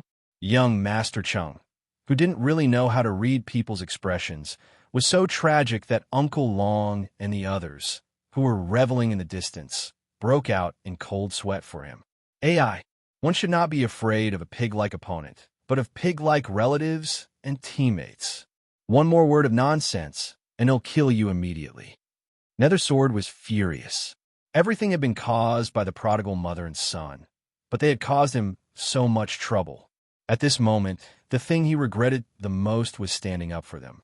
Now, he was also in trouble and could not leave. "Big brother, Chung is your nephew. How can you say you want to kill him?" At this time, the city lord's wife was dissatisfied and looked at her brother with a questioning look. Hearing this, Nethersword almost choked on his own blood. Seeing that Nethersword didn't speak for a long time, the city lord's wife thought that her brother had repented, so she quickly said, "Brother, you scared Chung quickly apologized to him." "What did you just say?" Nethersword had finally calmed down, but when he heard that his piggy girl actually wanted him to apologize to his nephew, his heart was instantly stifled again.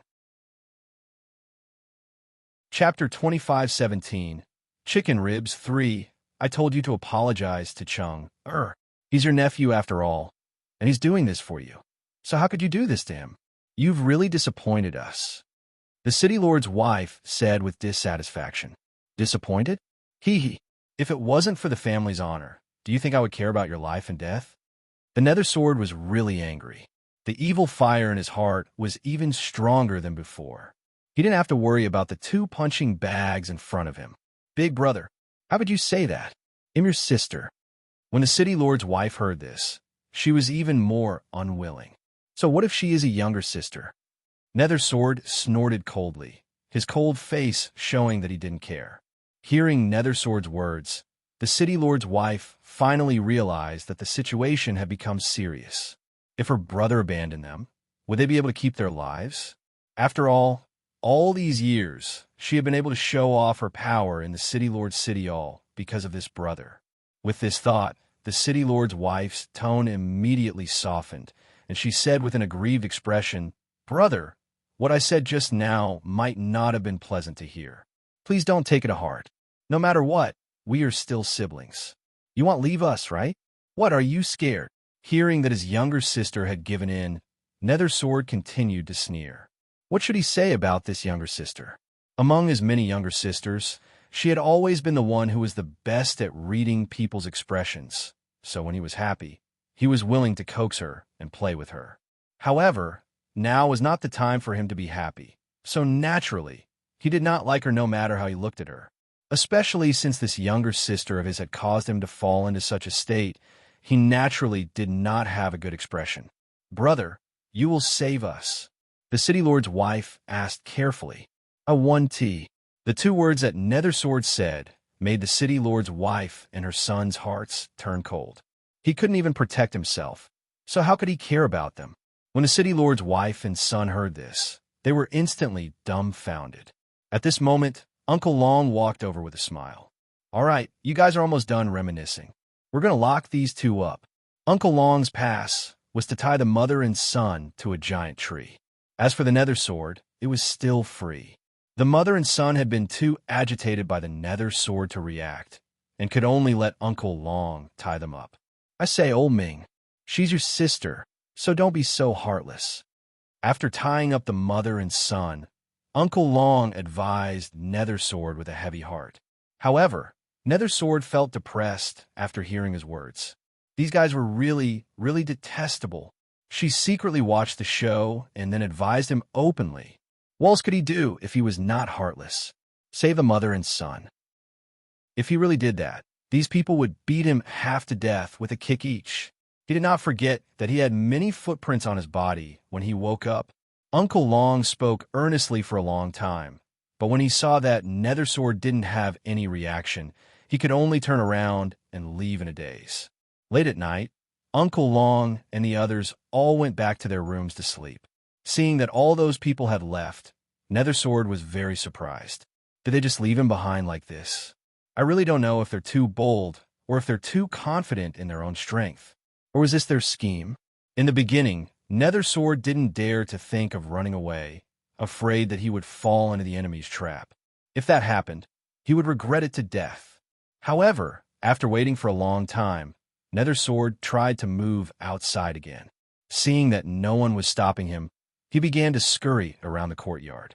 It turned out that he was still in the 9 capital city lord's mansion, and the place where he woke up was the back mountain of the mansion. It looked not only desolate, but also very remote.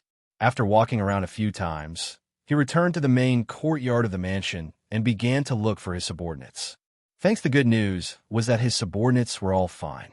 They were all obediently staying in the courtyard. The moment they saw him, they all went up to him and greeted him with concern. After some small talk, Nether Sword found out that Lung Ruashue had only requested that they were not allowed to leave the courtyard. Other than that, she had not done anything to them. With that, he was relieved. After that, Nether Sword brought his subordinates and left the 9 capital city lord's mansion under the cover of the night. After they left, Lung Ruashue and the rest appeared at the 9 capital cities entrance. Watching them leave, Lung Ruashue turned to Ruji and said, "Let's go." Yes, they were also about to set off. Their destination was, of course, the city lord's mansion in Jihua City. Otherwise, they wouldn't have let Nether Sword leave so easily. Walking at the back of the group, the confused Ming Zi, he quietly pulled a little guy who seemed to be very easy to talk to and asked, "Why did your young lady let the Nether Sword go? If we don't let him go, are we going to keep them?" A certain someone replied matter-of-factly, When Ming Zi heard this answer, he was very conflicted. He had thought that he would hear some reason like, a magnanimous adult is magnanimous. Who knew it would be this? Ming Zi was depressed. He had been silent the entire journey, but Lung Ruashue and the others who had followed Nether Sword had a great time. When Ming Jian returned to the mayor's residence with his subordinates, he found that the place was completely silent. The busy servants were all gone, and not even the patrolling guards could be seen. This was unbelievable. It was impossible for the well-trained 9 noble palace to become like this after a few days of his absence. The Nether Sword was puzzled. After that, he walked towards his own main courtyard. After entering the main courtyard, he discovered that all of his subordinates who had disappeared from the city lord's mansion had gathered here. Immediately, he shouted loudly, "What are you all doing here?" Hearing the roar, The servants and guards of the Lord's mansion of Jiuhua City trembled and made way for him. They all lowered their heads, not daring to look at Nethersword. "I'm back."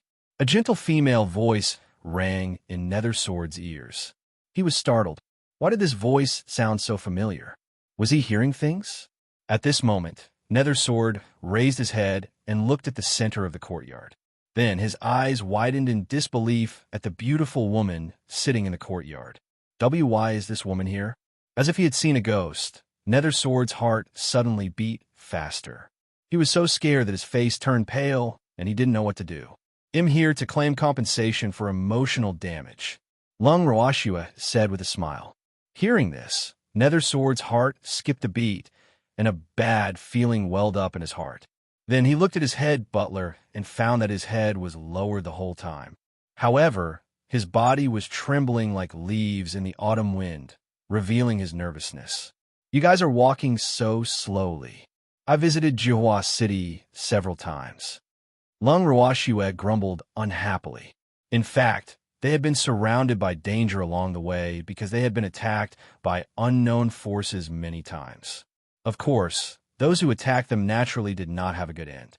The forces of those people had also been interrogated by them. In the following days, she planned to collect mental damage fees from each family one by one. Jiuhua City was the first one, but it would not be the last. Chapter 25:18. In the property of the city lord's mansion. 1.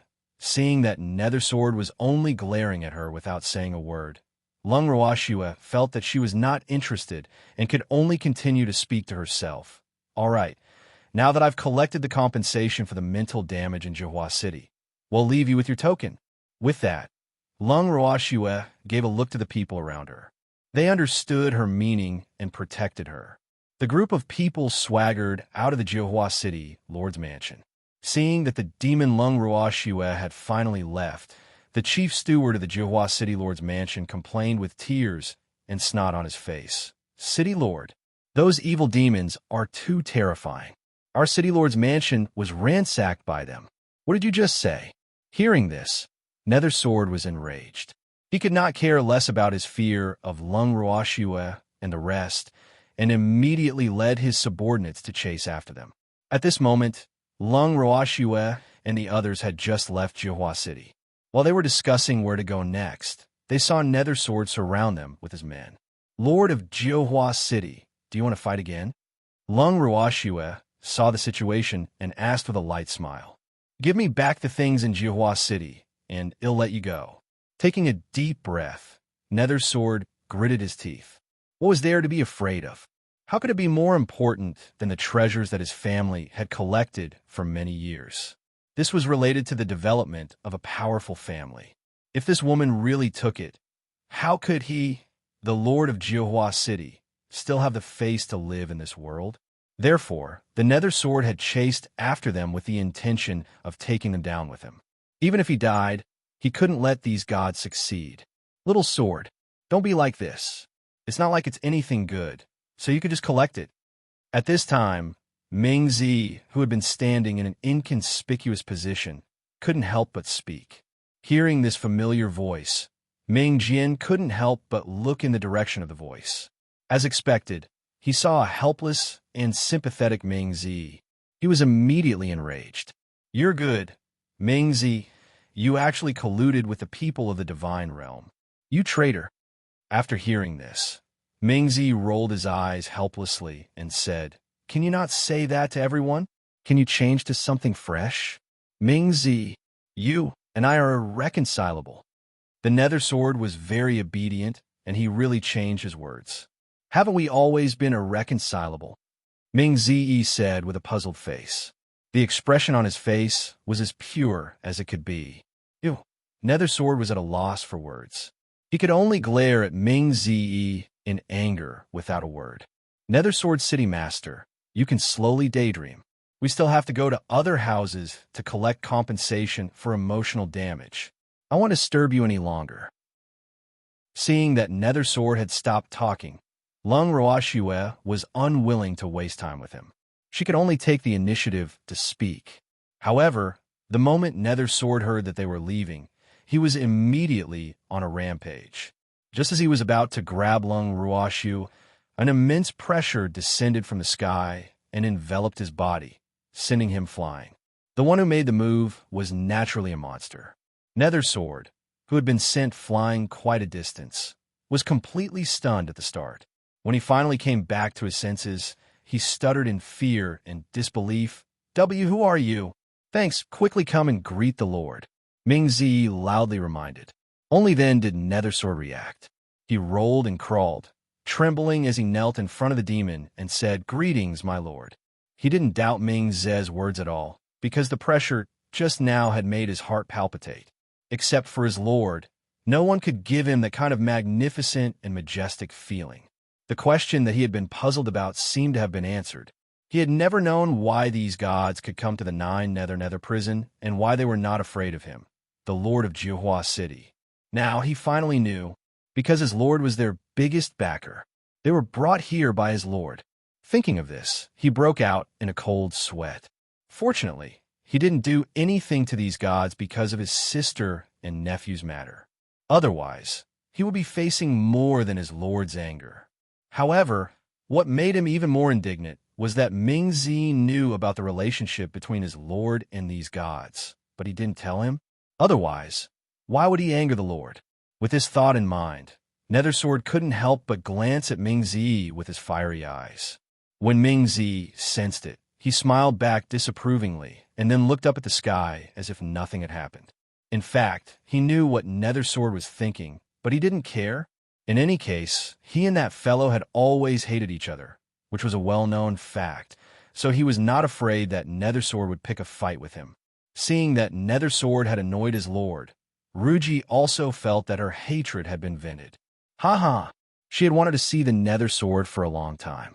"Greetings, my lord," Nether Sword said again. "Nether Sword, you're quite bold. You actually dare to attack Shui. The demon squinted his dark, starry eyes as he spoke with a slightly displeased tone. This subordinate didn't know that these gods were related to Master. Hearing this, Nether Sword hurriedly explained. "If you don't know, you can bully people, right?" Lung Ruoshue asked with a smile. Upon hearing the words bully, Nether Sword was completely enraged. Who's the one doing this? Did he manage to bully these deities? Not only did he not bully her, but he also made himself look like a stray dog. Now, he was clearly the villain who complained first. Oh heavens, do you still want to live? Ming Jian felt wronged. To be honest, he had thought of bullying these gods, but after the big blow, he just wanted to cut off all ties with them and never see them again. However, they came to bully him and even rob the mansion of the Lord of Jiuhua City. He couldn't stand it. Nether Sword truly felt that if he could pretend that nothing had happened, there was no need for him to continue being the Lord of Jiuhua City. That was why he chased after her regardless of the consequences, but now he regretted it. If he had known that these gods were related to his master, he would not have provoked them even if he had 100 guts. But was there any use in thinking about this now? Yes, it's useless to think about it now. It's up to his lord to deal with him. With this thought in mind, Nether Sword no longer tried to defend himself. Instead, he lowered his head and looked like he was waiting to be slaughtered. Seeing him like this, Lung Ruoshue really had no intention of punishing him. She made it seem like she was bullying him. Fortunately, that idiot Nether Sword didn't have the chance to do anything irreparable to them. So Lung Ruoshue decided not to make a fuss about it with him. However, if there was a next time, she would settle both the new and old scores with him. Of course, the reason why she let go of Nether Sword so easily was to a large extent for the sake of the demon. One should know that Ming Jian was one of the 10 major cities' castellans. His strength was undoubted. Wouldn't it be a pity if such a powerful figure was killed or locked up? Chapter 2519. In the property of the city lord mansion. 2. Lung Ruoshue thought of herself as a thrifty person, so she knew how to make good use of any resources.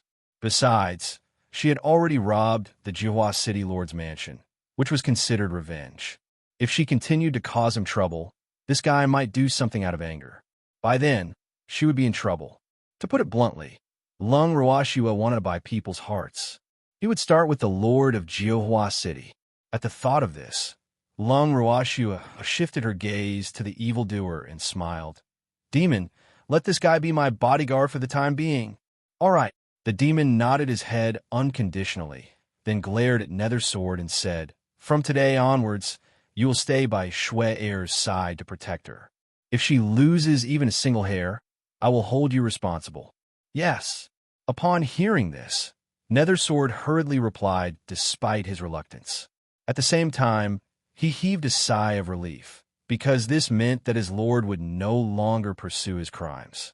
With that, he was relieved. But in fact, he was relieved a little too early. This was because the demon was the same as Lung Ruashue. They would only record his crimes first. If he performed well, his past crimes would naturally be written off. If he did not perform well, it would be adding to his crimes. Unfortunately, the current Nethersword thought that he had just escaped from death and naturally didn't think of this. Lung Ruashue was in a good mood after taking in another underling. She then passed a name list to Nethersword. Nethersword looked at the name list in his hand, his face full of question marks. The name list was filled with the names of some forces, and most of them were the city lords of small cities. He did not understand why Lung Ruashue had given him this. With a smile, Lung Ruashue took the initiative to clarify. These guys tried to rob us on our way to Jiuhua City, but we robbed them instead. Now, what we need to do is to collect money. You lead the way. Hearing this, Nethersword's face was filled with black lines. He didn't expect that his first job would be to rob, and many of the names on the list were city lords of small cities under his command. What should he do? Rejected? That was absolutely impossible. If his lord knew that he didn't listen to this woman's orders, he would probably be furious again. Sob. The helpless Nethersword accepted the job with tears in his eyes. When Lung Ruashue and the rest saw this, they were elated. With Nethersword as their helper, they could go out and play. Just like that, Nethersword and his subordinates formed Lung Ruashue's exclusive team to collect mental damage compensation. The team leader was naturally Nethersword. Every day, they would run from city to collect mental damage compensation for Lung Ruashue and the others, while Lung Ruashue and the others would wait for them at a certain place. After they collected the mental damage compensation for a region, they would set off together. However, it was a pity that they could never finish collecting the money from the Netherswords.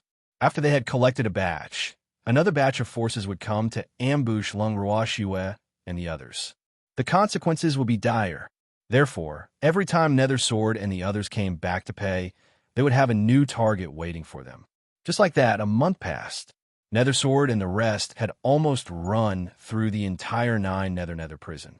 Naturally, there were fewer and fewer forces that dared to have designs on Lung Ruashue and the rest.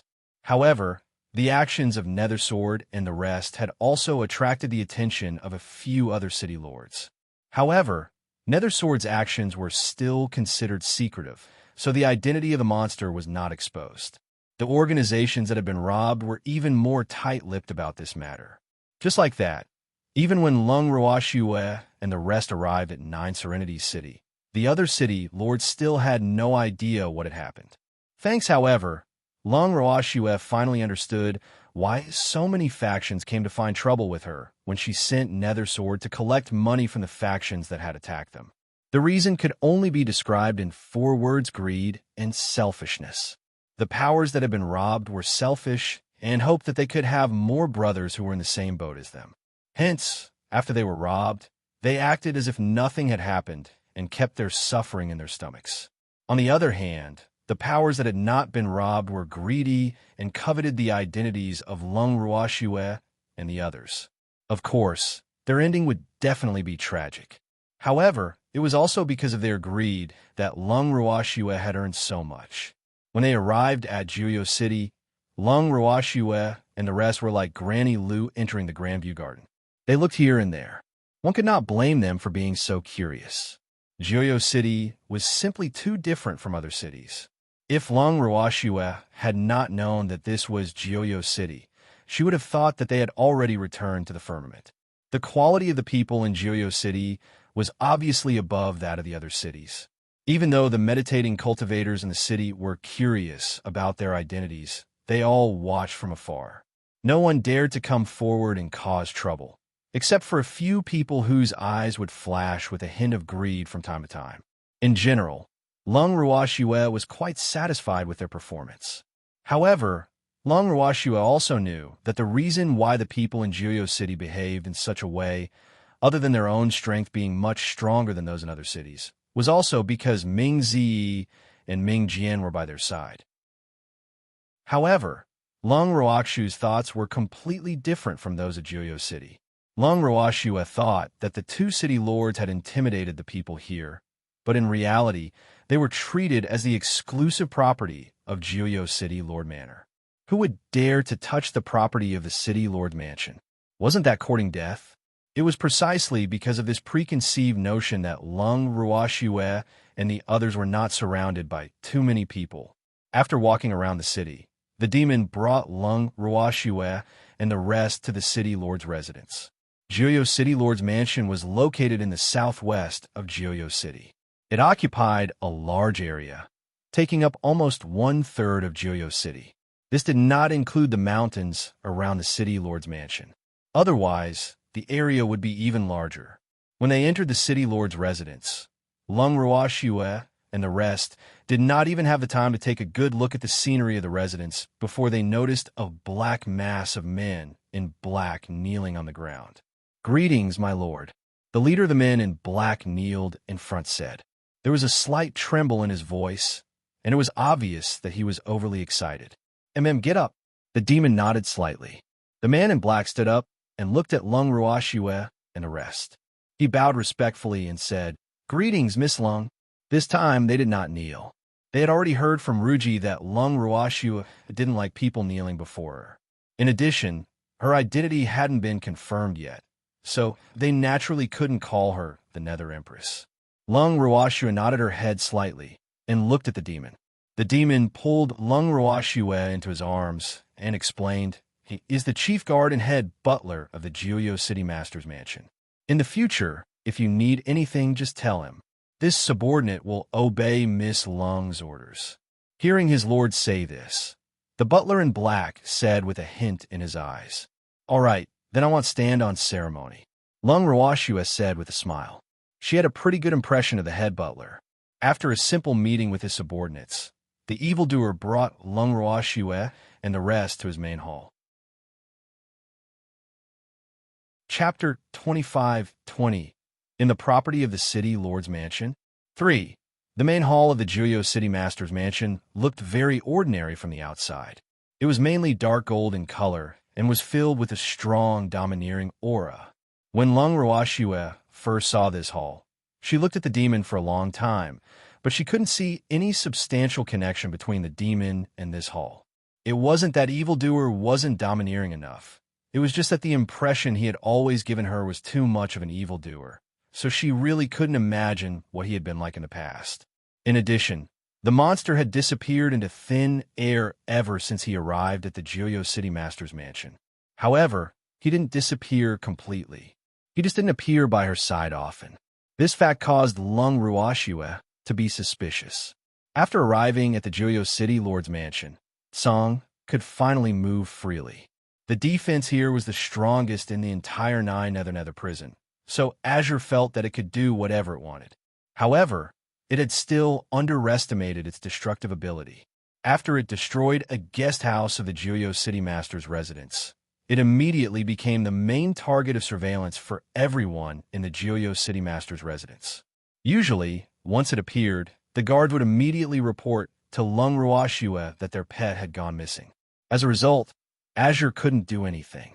Lung Ruoxue watched it closely, not allowing it to act rashly. After all, this was her man's property. On a certain day, Lung Ruoxue sat in the courtyard, bored to death, and chatted with Nethersword. After she asked him countless boring questions that almost made Nethersword break down, she suddenly asked, "Where's the demon?" "His lord has gone up."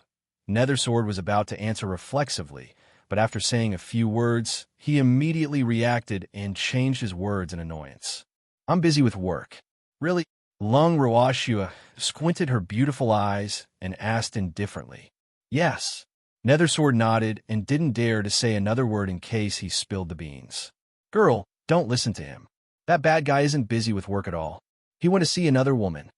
At this moment, Tsang, who had been lying in Lung Ruakshu's arms, suddenly shouted, When Nethersword heard this, he immediately broke out in a cold sweat. Someone is talking bad about you. Come back quickly. He deeply felt that he could not hold on any longer. He went to see other women? The demon has other women? The moment Lung Ruashua heard this, her face turned black as she asked, No, Master doesn't have any other women. Nethersword said with a long face. Then he really went to see another woman? Lung Ruashua caught on to the inappropriateness of Nethersword's words and asked. This, Nethersword was very worried. How was he supposed to answer this? Because his lord had really gone to see another woman, but that couldn't be considered a meeting, right? But he couldn't say this to the woman in front of him, because his lord didn't allow it. What's this? Aren't you going to tell me the truth? Lung Ruashua raged as her beautiful eyes shot towards Nethersword. Miss Lung, I don't have anything to explain. His lord really went out because of work. What do you want me to say? Nethersword was on the verge of tears. It's fine if you don't want to tell me. When the demon returns, he'll tell him that you tried to molest me when he wasn't around. Lung Ruashua laughed evilly. Thanks, that's right, girl. Just say that he also molested me. Song followed up with a roar. Hearing the threat from the man and the beast, Nethersword even felt like dying. Sob, don't bully people like this, okay? His lord's nose was not his nose, and his eyes were not his eyes. If he was wronged and molested by this person again, would he have a good life? Furthermore, if he was accused of molesting Lung Ruashua, perhaps some people would believe him. However, he would not be so thirsty that he would not even let a beastie off, right? With his brief understanding of the master and the beast, Nethersword didn't know whether he should accept his fate or not, because he couldn't afford to offend either of them. They were really too detestable. Just as the Nethersword was feeling sad, a melodious female voice suddenly burst into his ears. Big Brother Jian, where are you? Hearing this voice, Nethersword quivered. Why was she here?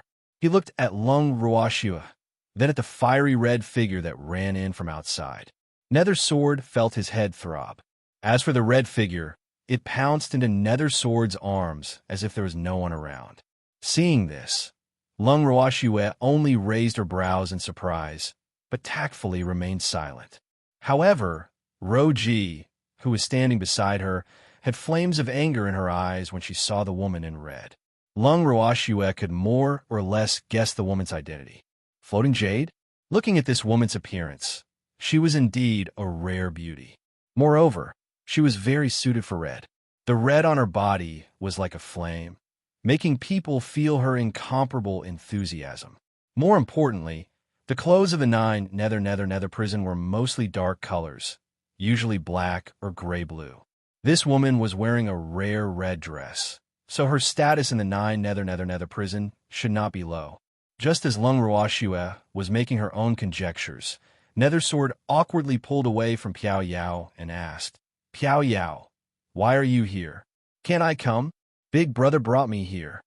Piao Yao said unhappily. Minga is also here. Nethersword was very surprised. That guy had always lived in seclusion and rarely left his main city. Why had he suddenly come to Jiuyo City? Could it be because of that? Not only that, the city lords of the 10 major cities have all arrived. Piao Yao said. This time, Nethersword was even more surprised. However, it was obvious that he was thinking too much. The city lords of the 10 major cities did not gather here for a certain matter at all. They had heard the news of his lord's return, so they had collectively come here just to see his lord. Who would have thought that they would come up empty? Their lord wasn't even in the city lord's residence. When Piao Yao heard that their lord had brought back a woman, she specially came over to see Lung Ruashua. She had ignored everyone else and only looked at Nethersword on purpose. It was also an act for Lung Ruashua to see. Brother Jian, the city lords of the 10 major cities are all here. Aren't you going to meet them? What's going on? asked Piao Yao gently when she saw that Nethersword was rather shocked to hear that the city lords of the 10 major cities had arrived. This Nethersword was a little hesitant. His main task was to protect Lung Ruoxue. Although that valiant woman didn't need his protection at all, he couldn't neglect his duty. Moreover, he understood Piao Yao's personality too well. If he left, he really didn't know what Piao Yao would do. So, he really didn't dare to let these two women be together so easily. The Nether Sword was very conflicted. If it wasn't for Piao Yao, he wouldn't have dared to leave Lung Ruoxue for the sake of his own life. At this moment, he heard Lung Ruoxue smile. Big brother Jian, you should go and meet your little companions. They'll take care of myself. Isn't Ruji here? Hearing the words, Big Brother Sword, Nethersword immediately got goosebumps. He never knew why these 3 words sounded more and more like a death warrant. If her master knew that the future Nether Empress had called him Big Brother Sword, would she kill him in a fit of anger? Chapter 25-21. In the property of the City Lord's mansion. For, Miss Lung, please don't call me Big Brother Sword, Ming Jian begged, trembling. He really couldn't stand it. Then should I call you bitch brother? Lung Ruoxue blinked her beautiful eyes and asked with an innocent look. All right. Nethersword knew that the 3 words that came out of Lung Ruoxue's mouth had a completely different meaning from Piao Yao's. This detestable woman was clearly calling him cheap. Do you think I can't tell? Slut brother sounds good. Slut brother, quickly go and do your work. It's good that I'm here to accompany Miss Lung. Ruji also drove him away with a smile. Ugh. Now, Nethersword was even more worried. Although there was a saying that 3 women made a show, there was no way these 3 women could live in peace. However, he didn't have much time to think.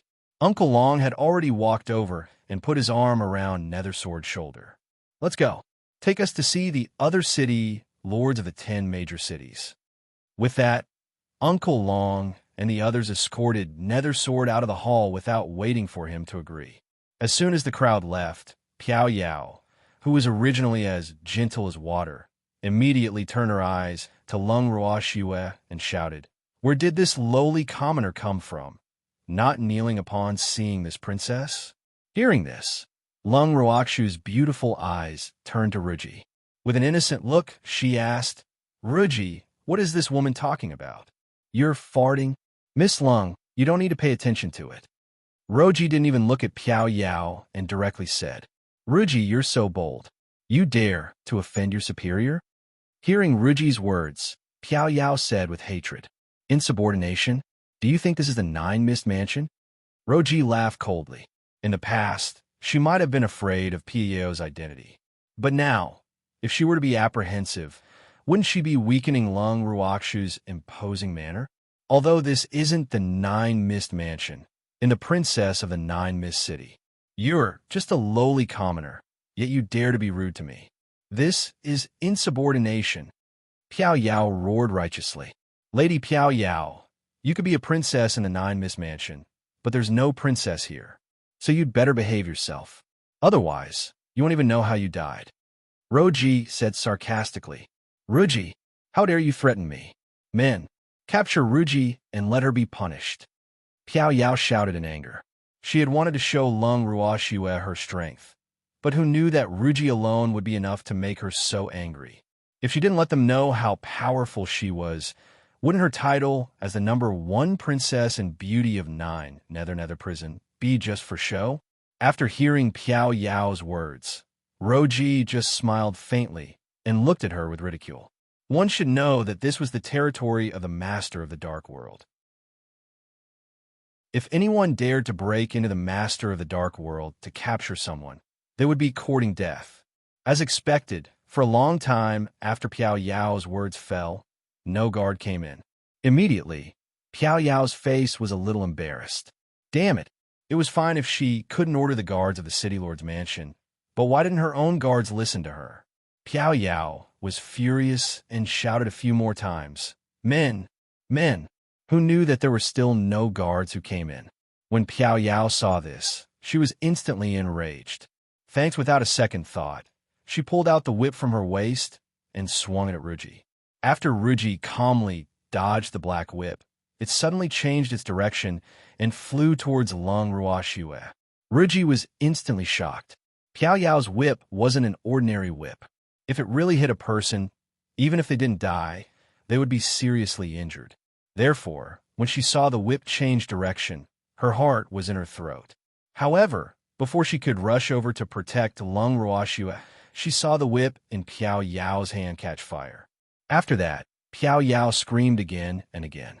The moment Lung Ruoxue saw the whip, her beautiful eyes narrowed. The weapon she hated the most was a whip, and the person she hated the most was a woman holding a whip. Hence, Lung Ruoxue could not find a reason to let this reckless woman off, especially when this woman wanted to kill 2 birds with 1 stone. She had even less reason to let her off. It was precisely because of this that Piao Yao's life was in a tragedy. And all of this happened so quickly that no one could guard against it. Not long after the tragedy happened, a black figure suddenly flew past Lung Ruoxue's side and ran to Piao Yao's side. He helped to put out the fire in a flurry. Lung Ruoxue could also feel that there were a few more people by her side. However, she didn't even turn her head. She just calmly watched a black-clothed man busy for Piao Yao. Was her fire so easily extinguished? In just a short while, Piao Yao's whip was burned to ashes, and the flames began to spread from Piao Yao's arm to her body. Piao Yao had long fainted from the pain. Seeing that the fire was getting bigger, the man in black who was putting out the fire shouted anxiously, "Why aren't you guys coming over to help?" However, no one moved after hearing his words. "Mingji, Piao Yao is your little sister. Are you going to leave her in the lurch?" The man in black roared angrily. These people were really too heartless. Piao Yao was already like this, yet they still didn't lend a hand and only knew how to watch the show from the side. She asked for it. A cold male voice rang out from behind Lung Ruoxue. "Nether Sword, you're not going to help either?" Hearing Ming Ji's words, the black-clothed man had no choice but to raise his voice and ask about Floating Jade's other flower guardian. When Nethersword heard this, he had mixed feelings in his heart. It was not that he did not want to help. It was just that he could not afford to offend Lung Ruoxue. That woman's flames were very powerful. Unless she was willing to retract them herself, no one would be able to extinguish them. This secret was only known to him after he had asked around. Most importantly, he knew that Lung Ruoxue wasn't an unreasonable woman. Piao Yao was most likely the cause of this incident, so it wasn't even a matter of whether he would help her or not. As the saying goes, Xie Ling still had to be a Ling person. Unless Lung Ruoxue was willing to let Piao Yao go, none of them would be able to help her. AI. At this moment, he was filled with regret. He knew that these 3 women couldn't get along at all. Great, something had happened. However, it was a good thing that Lung Ruoxue was not the one who was in trouble. Otherwise, he would have to die to atone for his sins. Seeing that Nethersword didn't even respond, the man in black who was busy putting out the fire immediately became angry and shouted again, "Nethersword, you've truly disappointed me. To think that Piao Yao likes you so much. Is the person she likes me?" Nethersword couldn't help but sneer coldly in his heart. Did he not know that the reason why Piao Yao was willing to deal with him was because he was willing to spend money on her and satisfy her vanity? Furthermore, after seeing how Lung Ruoxue and his lord interacted, he suddenly felt that everything he had done for Piao Yao in the past was too foolish and not worth it. Therefore, he no longer wanted to be a man who was at the mercy of a woman. It was as simple as that. My mission is to protect Miss Lung. After some thought, Nethersword said very implicitly, "What's there to protect her for? It's just the property of the City Lord's mansion, so why don't we just lock it up?" The man in black roared in exasperation. Chapter 25-22. Searching for her husband 1,000 miles. 1. In the property of the City Lord's mansion. Hearing this, Lung Ruoxue blinked her beautiful eyes and turned to ask Nethersword, No, how could you be the property of the City Lord's mansion?" Hearing this, Nethersword was so scared that he shook his head. Ming Xing was a reckless person. How could he dare to speak to Lung Ruoxue in such a manner? Although he had heard some rumors that some people in Jiuyo City indeed felt that Lung Roashue was the property of the city lord's estate, no one dared to tell Lung Roashue about this. Now it was all good. They could no longer hide it. Furthermore, from Lung Ruoxu's tone, Ming Xing was probably in for some bad luck. As expected, after Nethersword's words, Lung Ruoxue stared at him with her beautiful eyes for a full 5 minutes. Although it was only a short 5 minutes, Nethersword's shamelessness was enough to cause Lung Ruoxue to break out in cold sweat. The pressure this girl gave him was as heavy as a mountain. At this moment, he wished he could kneel down in front of this queen-like ancestor and beg her to stop staring at him. Sob. He was innocent, very innocent. As if she had read Ming Jian's mind, Lung Ruoxue turned her beautiful eyes to Ming Xing, who was busy extinguishing the fire after staring at him for a long time. You said in the property of the city lord's mansion? Miss Lung, didn't I already say that you're not? Hearing this, Nethersword quickly expressed his opinion. Who knew that Lung Ruoxue wouldn't even give him a good look? She even said with a dark expression, I'm not asking you. Nethersword was depressed. He was not being trusted. I don't have time to answer you. Ming Xing, who was busy extinguishing the flames on Piao Yao's body, said without giving her any face. If you tell me, we'll help you put out the fire on this woman. Lung Ruoxue stated her conditions. Put out the fire first. Ming Xing was not stupid. All right. Lung Ruoxue's heart stirred slightly. The flames on Piao Yao's body seemed to have received an order and flew away from her.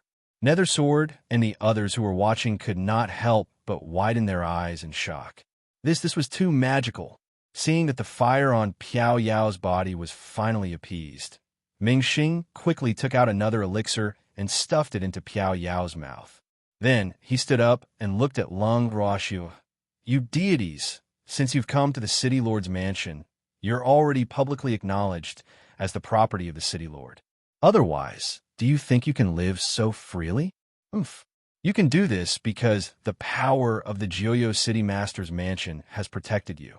So, you'd better behave yourself. This is not your divine world. Anyone who dares to bully our people in the 9 Nether prisons territory will become the enemy of the entire 9 Nether prison. After he finished speaking, he didn't even give Lung Ruoxue a chance to react before he picked up Piao Yao in a carefree manner and turned to leave without any reluctance. Who is that person? Lung Ruoxue asked Ruji after walking in the dark. It's the city master of 9 Nether City. Ruji said honestly. Compared to the Jiuhua City Lord, the Jiuming City Lord was Piao Yao's most loyal and die-hard protector. He never said anything to Piao Yao and helped her solve many things or people that she didn't like. In addition, he was Piao Yao's biggest financial backer. In comparison, what the Jiuhua City Lord did for Piao Yao was child's play.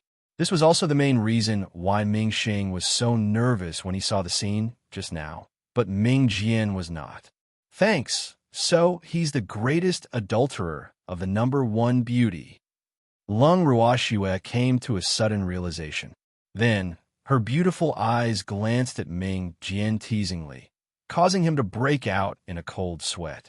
It's every woman's dream to have a man who is so loyal to her, Lung Ruoxue mumbled to herself. Upon hearing this, the city lords present did not know how to respond. This did not seem to be a problem. However, they had finally seen the true face of this young Lady Lung. As expected, she was not comparable to Piao Yao. No wonder his lord had personally brought her back. Among the 10 great main cities' city lords, there were quite a few who had a good relationship with Nethersword. Thus, he was afraid that they did not understand how important Lung Ruoxue was to his lord, so he had specially informed them of Lung Ruoxue's relationship with his lord. He did not want them to accidentally provoke that demon. However, he didn't say how terrifying Lung Ruoxue was. This was a matter of his face, so he naturally couldn't reveal it easily. However, he had also said in his words that this woman wasn't to be trifled with and told them not to provoke her. As for the rest, they could only feel it for themselves. Fortunately, most of the city lords were calm and rational. They would not be affected by Piao Yao's matter. However, Ming Xing was a huge problem. Thinking of Ming Xing, Ming Jian decided to let him have less contact with Lung Ruoxue in the future to avoid trouble. It was a pity that even though he had thought of it, things would not go according to his script. Before they could even introduce themselves to Lung Ruoxue, Ming Xing had already returned in a huff. Seeing Ming Xing's expression, Ming Jian's heart skipped a beat. Damn it, what was this bastard doing? Hand over the medicine. Ming Xing walked straight to Lung Ruoxue and extended his hand. What medicine? Lung Ruoxue blinked her eyes and pretended to be confused. A healing pill. Don't tell me you didn't tea. Ming Xing roared angrily. Although he had never been to the deity world, he had heard from the Muley City Master that healing elixirs and the like were all common elixirs for deities. Hence, when he saw that Lung Ruoxue was feigning ignorance, he was even more furious. I do, but why should I give it to you? Lung Ruoxue asked in bewilderment. You injured Piao Yao. Shouldn't you take out a healing pill as compensation? Ming Xing said through gritted teeth. He didn't expect such a beautiful woman to have such a vicious heart. A woman's heart was truly the most vicious. In an instant, Lung Ruoxue had become a synonym for evil in Ming Xing's heart. She was the representative of a venomous beauty. However, it was fortunate that Lung Ruoxue was still unclear of Ming Xing's thoughts. Otherwise, she would have been depressed to death. However, at this moment, Lung Ruoxue laughed after hearing Ming Xing's words. City Lord of Nine Nether City, it wasn't my intention to injure Princess Piao Yao. I was merely acting in self-defense. What a good self-defense. Then why was Piao Yao the one who was injured and not a single hair on you was injured? You're courting death. Ming Xing roared in anger. He looked at Lung Ruoxue with a burning gaze. If looks could kill, Lung Ruoxue would have been dead by now. I can only say that Princess Pio's skill is inferior to hers. Lung Ruoxue smiled faintly. These words successfully made Ming Xing's expression turn even uglier. Following that, without giving Ming Xing a chance to speak, Lung Ruoxue changed the topic and said, It's not that you can't get the healing pill, but you have to answer a few of my questions truthfully. What's the problem? When Ming Xing saw that Lung Ruoxue had finally relented and was willing to give him healing pills, he could only suppress his anger and ask, if it wasn't for the fact that his healing elixir didn't have much effect on Piao Yao, he wouldn't have come to find this woman. However, in this situation, he had no choice but to bow his head. Chapter 25-23. Searching for her husband 1,000 miles away. 2. Ming Xing, don't trouble young Lady Lung. I have the healing pill you want. Let's go and see Piao Yao. Hearing the conversation between the two, the uneasy Nether Sword grabbed Ming Xing's shoulder and dragged him away. As soon as Nether Sword and his companion left, Ming Ji and the others also chose to leave. They had come here to meet their lord. Since their lord was not around, it was not good for them to disturb him. Moreover, if their lord knew that they had met Lung Ruoxue in private, with his protective personality, he might make things difficult for them. The city lords were all smart people, so they would not make such a low-level mistake. Therefore, they only got to know Lung Ruoxue and left without much interaction. After they left, Lung Ruoxue asked Ro Ji about the city lords. After learning that one of them was Piao's brother, Lung Ruoxue looked at Ro Ji in surprise. Seeing this, Ro Ji could only answer her question. The relationship between the siblings isn't good. Young Lady Lung, the development model of our clan in the Nine Nether prison is a little different from that of your divine realm. In your divine realm, the clansmen rely on the clan, but here is the exact opposite. If a clan has a city lord appointed by Jiuyo City, then that person's position in the clan will immediately become supreme, and the clan will also benefit from it. On the contrary, if a clansman makes Jiuyo City unhappy, then the clan he's for will also be implicated. This is also the main reason why many clans choose to turn a blind eye to the trouble caused by their clansmen. No family can bear this kind of loss. And in order for the family to survive in the Nine Nether prison, the competition between the families is extremely fierce. Over time, it formed a unique way of survival for the family. It can be said that his lordship has the absolute ruling position in the Nine Nether prison, and everything in the prison belongs to the Dark Lord. Ruji paused for a moment before explaining to Lung Ruoxue. I see. Lung Ruoxue nodded. She didn't expect this demon to have such means. The Nine Nether prison's territory was actually his. As for the relationship between Piao Yao and her sister, in the past, Ming Song's city master status in the family was not high. However, by chance, he was chosen by the master and accepted as a subordinate. Later, he became the city master with his own strength. From then on, Ming Song's city master's status in the family became supreme. The clansmen who used to look down on him had to rely on his charity to show off in Nine Nether prison. Piao Yao was one of the clansmen who looked down on Ming Song's city master, and she was one of the more intense ones. It's only natural that they have a cold relationship with each other. Since they had nothing to do, Roji continued to tell Lung Ruoxue about the gossip of the Minga family. If that's the case, then how can Piao Yao's days in the divine world still be so comfortable? This made Lung Ruoxue extremely curious. Of course, it's because Ming Ji is too lazy to pay attention to her. Besides, she has a beautiful face, so she will naturally be protected by some lecherous people in the Nine Nether prison. However, this has a lot to do with the fact that City Lord Ming Song has never told anyone about the grudges between the siblings. So, for the sake of City Lord Ming Song, many people are not willing to offend Piao Yao. When Ro Ji said this, her beautiful face was filled with anger. If Piao Yao hadn't taken advantage of her, she wouldn't have been so easily framed by that bitch. After hearing Ro Ji's story, Lung Ruoxue finally understood the complicated relationship between the city lords in the Netherworld prison. She couldn't help but laugh when she saw the angry look on Ro Ji's face when she talked about the floating jade gossip. However, she didn't comfort Ruji. Instead, she mysteriously arranged for Ruji to rest while she continued to sit in the courtyard, waiting for an opportunity. As for which rabbit she would be able to guard, it would depend on which rabbit was stupid. Late at night, a black-robed man who was hidden in the night carefully sneaked into Lung Ruoxue's courtyard.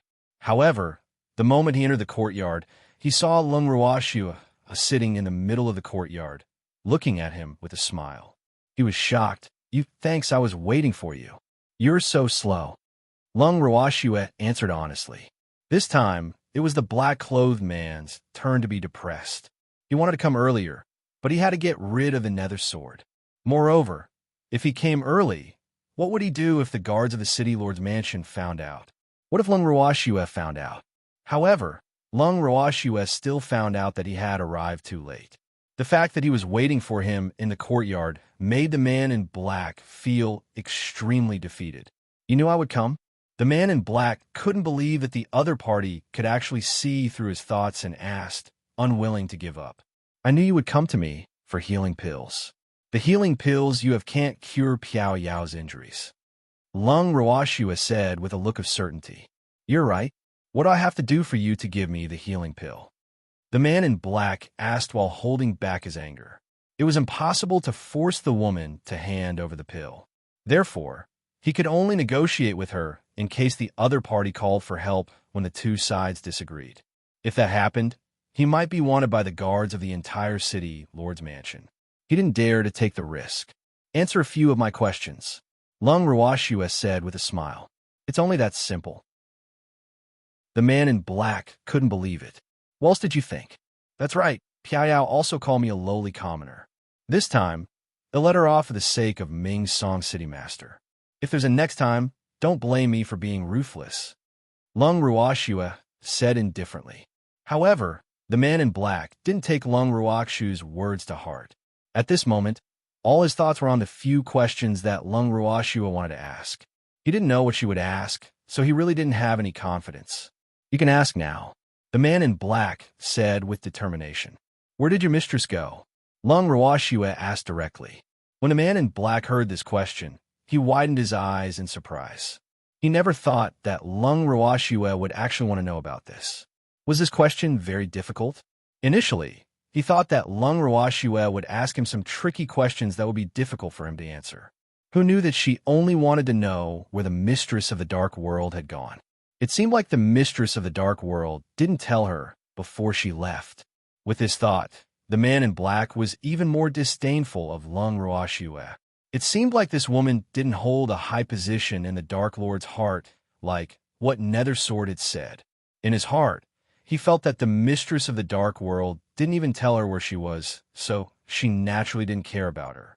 Therefore, he didn't even think about it and replied, "The Lord went to the Dead Sea for inspection."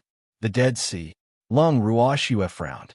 Even though she knew where the evildoer had gone, when she heard his name, she only thought of trouble.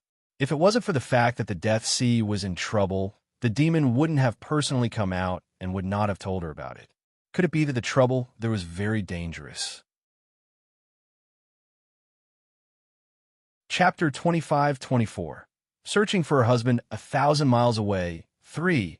In a few short seconds, Lung Ruoxue's mind was spinning. She then asked, "Where is the Dead Sea?" "Ha! The Dead Sea is at the northernmost part of the 9 Nether prison. It has a low temperature all year round, and the climate is harsh. It's not a place where people can stay at all. At the same time, there are many extremely evil and heinous wanted criminals in the 9 Nether prison. Simply put, it's quite dangerous there. Why, do you want to go there?" When the man in black spoke of the Dead Sea, he did not hide the disgust in his heart. As long as one was mentally sound, no one would be willing to go there. The last sentence was a provocation to Lung Ruoxue. He believed that after hearing his introduction of the Dead Sea, this woman would be scared out of her wits and would not dare to go there. Gods were food there. How can I not go to such a special place?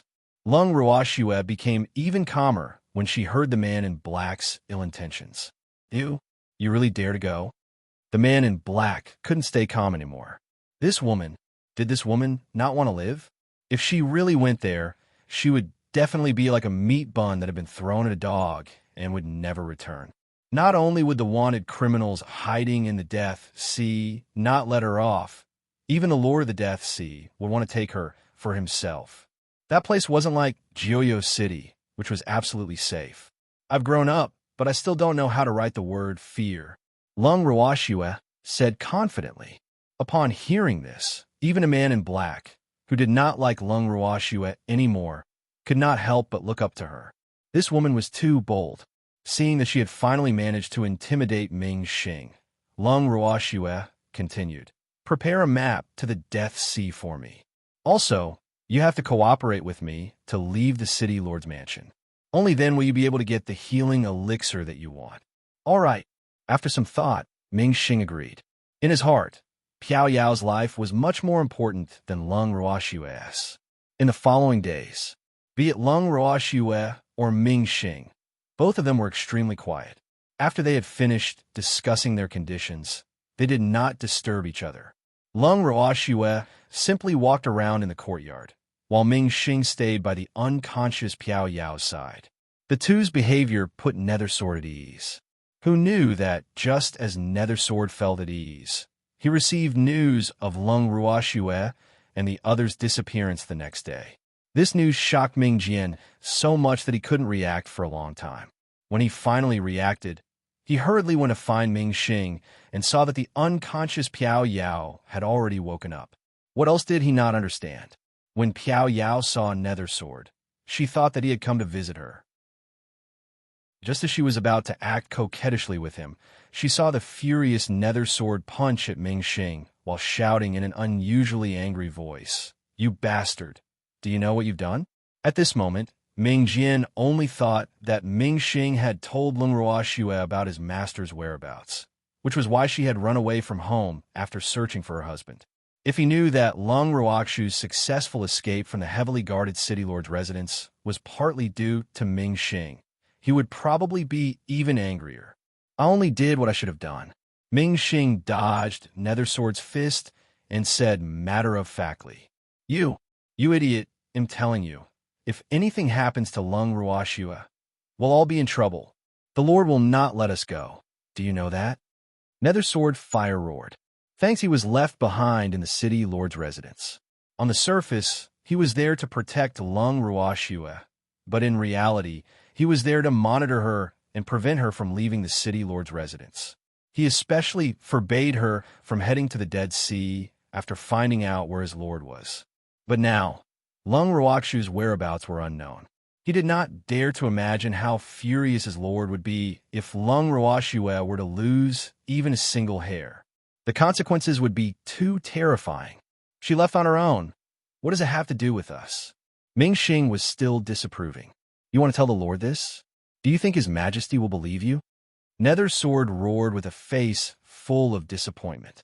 At this moment, Piao Yao also understood the reason why the two of them were fighting. She knew that Lung Ruashue and the rest had left the city lord's mansion. She could not help but feel proud in her heart. That woman really could not stay here any longer. It was good that she had left. Big Brother Jian, didn't that woman leave on her own? Why are you blaming Brother Xing? It's not Brother Xing's fault. Suppressing the joy in her heart, Piao Yao, with an expression that she couldn't bear to watch, self-righteously tried to uphold justice. You shut up. You idiot. It's all because of you. Do you know that? Hearing her words, Nether Sword's anger increased instead of decreasing. As for Piao Yao, who had never been yelled at by him before, hearing that Nether Sword was actually scolding her, she immediately put on an expression of being wronged. Why are you blaming Yao Yao? Ming Xing asked, his heart aching. She's not the one who chased Lung Ruashue away. You're really hopeless. Ming Xing's words caused Ming Jian to reveal an expression of disappointment. This idiot. If it wasn't to save Piao Yao, why would he tell Lung Ruashue about my lord's whereabouts and let her find a chance to leave the city lord's mansion? In order to protect Lung Ruashue, his lord had arranged for many layers of defense, especially the restriction at the door. To prevent Lung Ruashue from leaving stealthily, his lord had even added a trace of his divine sense. The moment Lung Ruashue touched it, his lord would immediately detect it. So, unless there was a traitor, Lung Ruashue would not be able to escape. However, the furious Nether Sword did not expect that Ming Xing was the traitor. His relationship with Lung Ruashue was simply too bad. However, the city lord's residence's impenetrable defense still allowed Lung Ruashue to find an opportunity to escape. This fact made him rather depressed. He did not dare to imagine how severe the consequences would be. When he thought of this, he couldn't help but lose his rationality. In front of Ming Xing, the two of them instantly started fighting. The city lords who arrived later saw them and quickly pulled them apart. After asking about the situation, Ming Ji could not help but say helplessly, "They're all gone, so what's the point of you guys fighting until your heads are bleeding? Let's quickly find her. I'm already looking for it." Nether Sword said in an unpleasant tone, "Let's go out of the city and look." They shouldn't have gone far. The guards of the city lord's mansion had already searched Jiuyo City, but just in case, it was better for them to search outside the city. Action spoke louder than words. After deciding on a strategy, Nether Sword and the rest immediately split up to look for Lung Ruashue and the others outside Jiuyo City. Unfortunately, they were disappointed to find nothing even after they had cast a net. Even Ming Ji was surprised by this result. Those gods were not familiar with the terrain of the Nether prison. So how could they have left so quickly? I've decided to head to the Dead Sea. After searching for a few days, Ming Jian suddenly told Ming Ji and the others about his decision. It had been 5 days, and not only had they not found Lung Ruashue and the others, but there was also no news of a deity appearing in the Nether prison. Ming Jian could no longer sit still. If he continued to stay here, he would definitely have a mental breakdown. When the city lords heard his words, they all widened their eyes in disbelief. Did they hear wrong? The Nether Sword actually wanted to head to the Dead Sea alone? Wouldn't that be suicide? As people from the Nether prison, they knew how dangerous the Dead Sea was. Even though they were Ming venerates, it was not easy for them to be safe in the Death Sea. Chapter 25-25, Dead Sea. Here I come. 1. Looking at the determined Nether Sword, the city lords could not help but wonder if Lung Ruashue really held an extraordinary position in their master's heart like what Nether Sword had said. The only bit of doubt in their hearts disappeared without a trace when they saw the Nether Sword's performance. "They'll go with you," Ming Ji said after thinking for a while. "They'll go too." After Ming Ji's declaration, the other Castellans, except Ming Xing, also made their stand. Seeing this, Nether Sword didn't refuse, because it was indeed not very safe for him to go there alone. "They'll stay in Joyo City to pass on the news to you." Seeing that everyone had made their stand clear, Ming Xing could only say this. "As you wish." Nether Sword sneered. He had nothing to say about Ming Xing's stubbornness. Just like that, not long after Lung Ruoxue and the others left Joyo City, Nether Sword and the others also left Joyo City in search of her. Not only was the journey to the Dead Sea long, but the road was also not peaceful. The places they passed by were mostly remote and wet places, and there were often disgusting, evil spirits. Lung Ruoxue and the rest were currently trudging through a forest that had been abandoned for a long time. In this forest, the trees had long since withered, and the entire place was filled with the stench of decay. Bones of unknown creatures could be seen everywhere. After walking a third of the way, Uncle Long and the others couldn't take it anymore. "Shwe, isn't there any better place to go?" As Uncle Long walked, he asked Lung Ruoxue, who was looking at the map. They weren't afraid of encountering evil ghosts, but the environment here was really too bad. The thick and stinky smell could make them vomit out the food they had eaten 3 days ago. Moreover, they often walked in such a place, so their appetites greatly decreased. No one had the mood to eat at all. The road here is relatively short. If we go through the city, we will be discovered very quickly, so we can only go this way.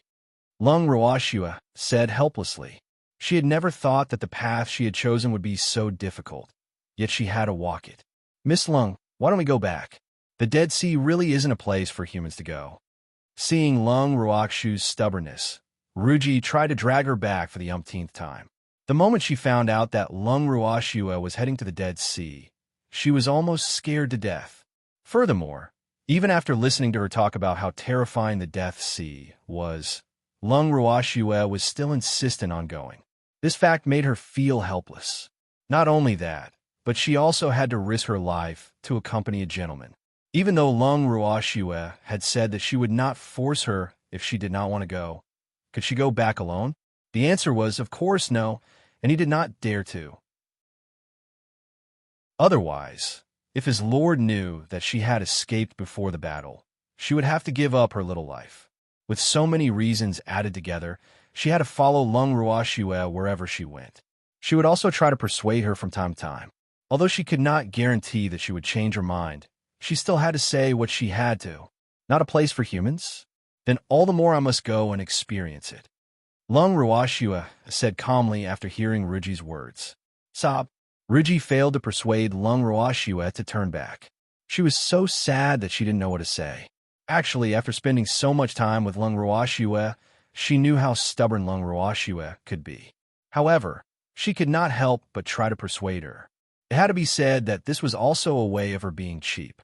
For example, Uncle Long and the others had never tried to persuade Lung Ruoxue not to do anything because they knew that it would be useless even if they did. Shwe was right. Thinking of this, Uncle Long and the others looked at Ruji with sympathy.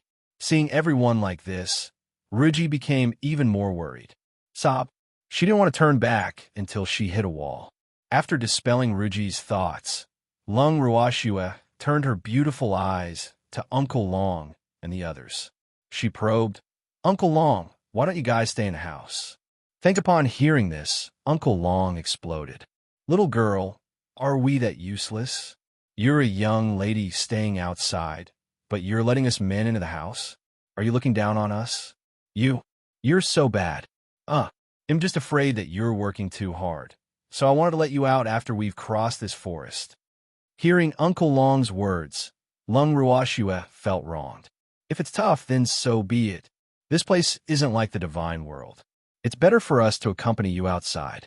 Otherwise, if the mistress of the dark world finds out, she might just kill us.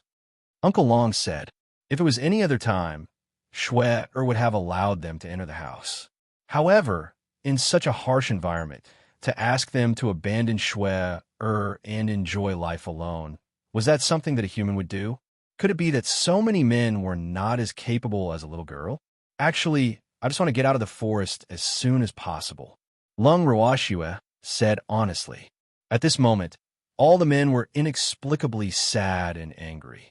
It turned out that they had delayed Shui Er's journey. Woo! Little girl, don't be so harsh. I've decided to burn this place down. If you guys stay outside with me, I'm afraid that the fire will spread to you guys. Lung Ruoxue explained. Shui this isn't an excuse for us to enter the house, is it?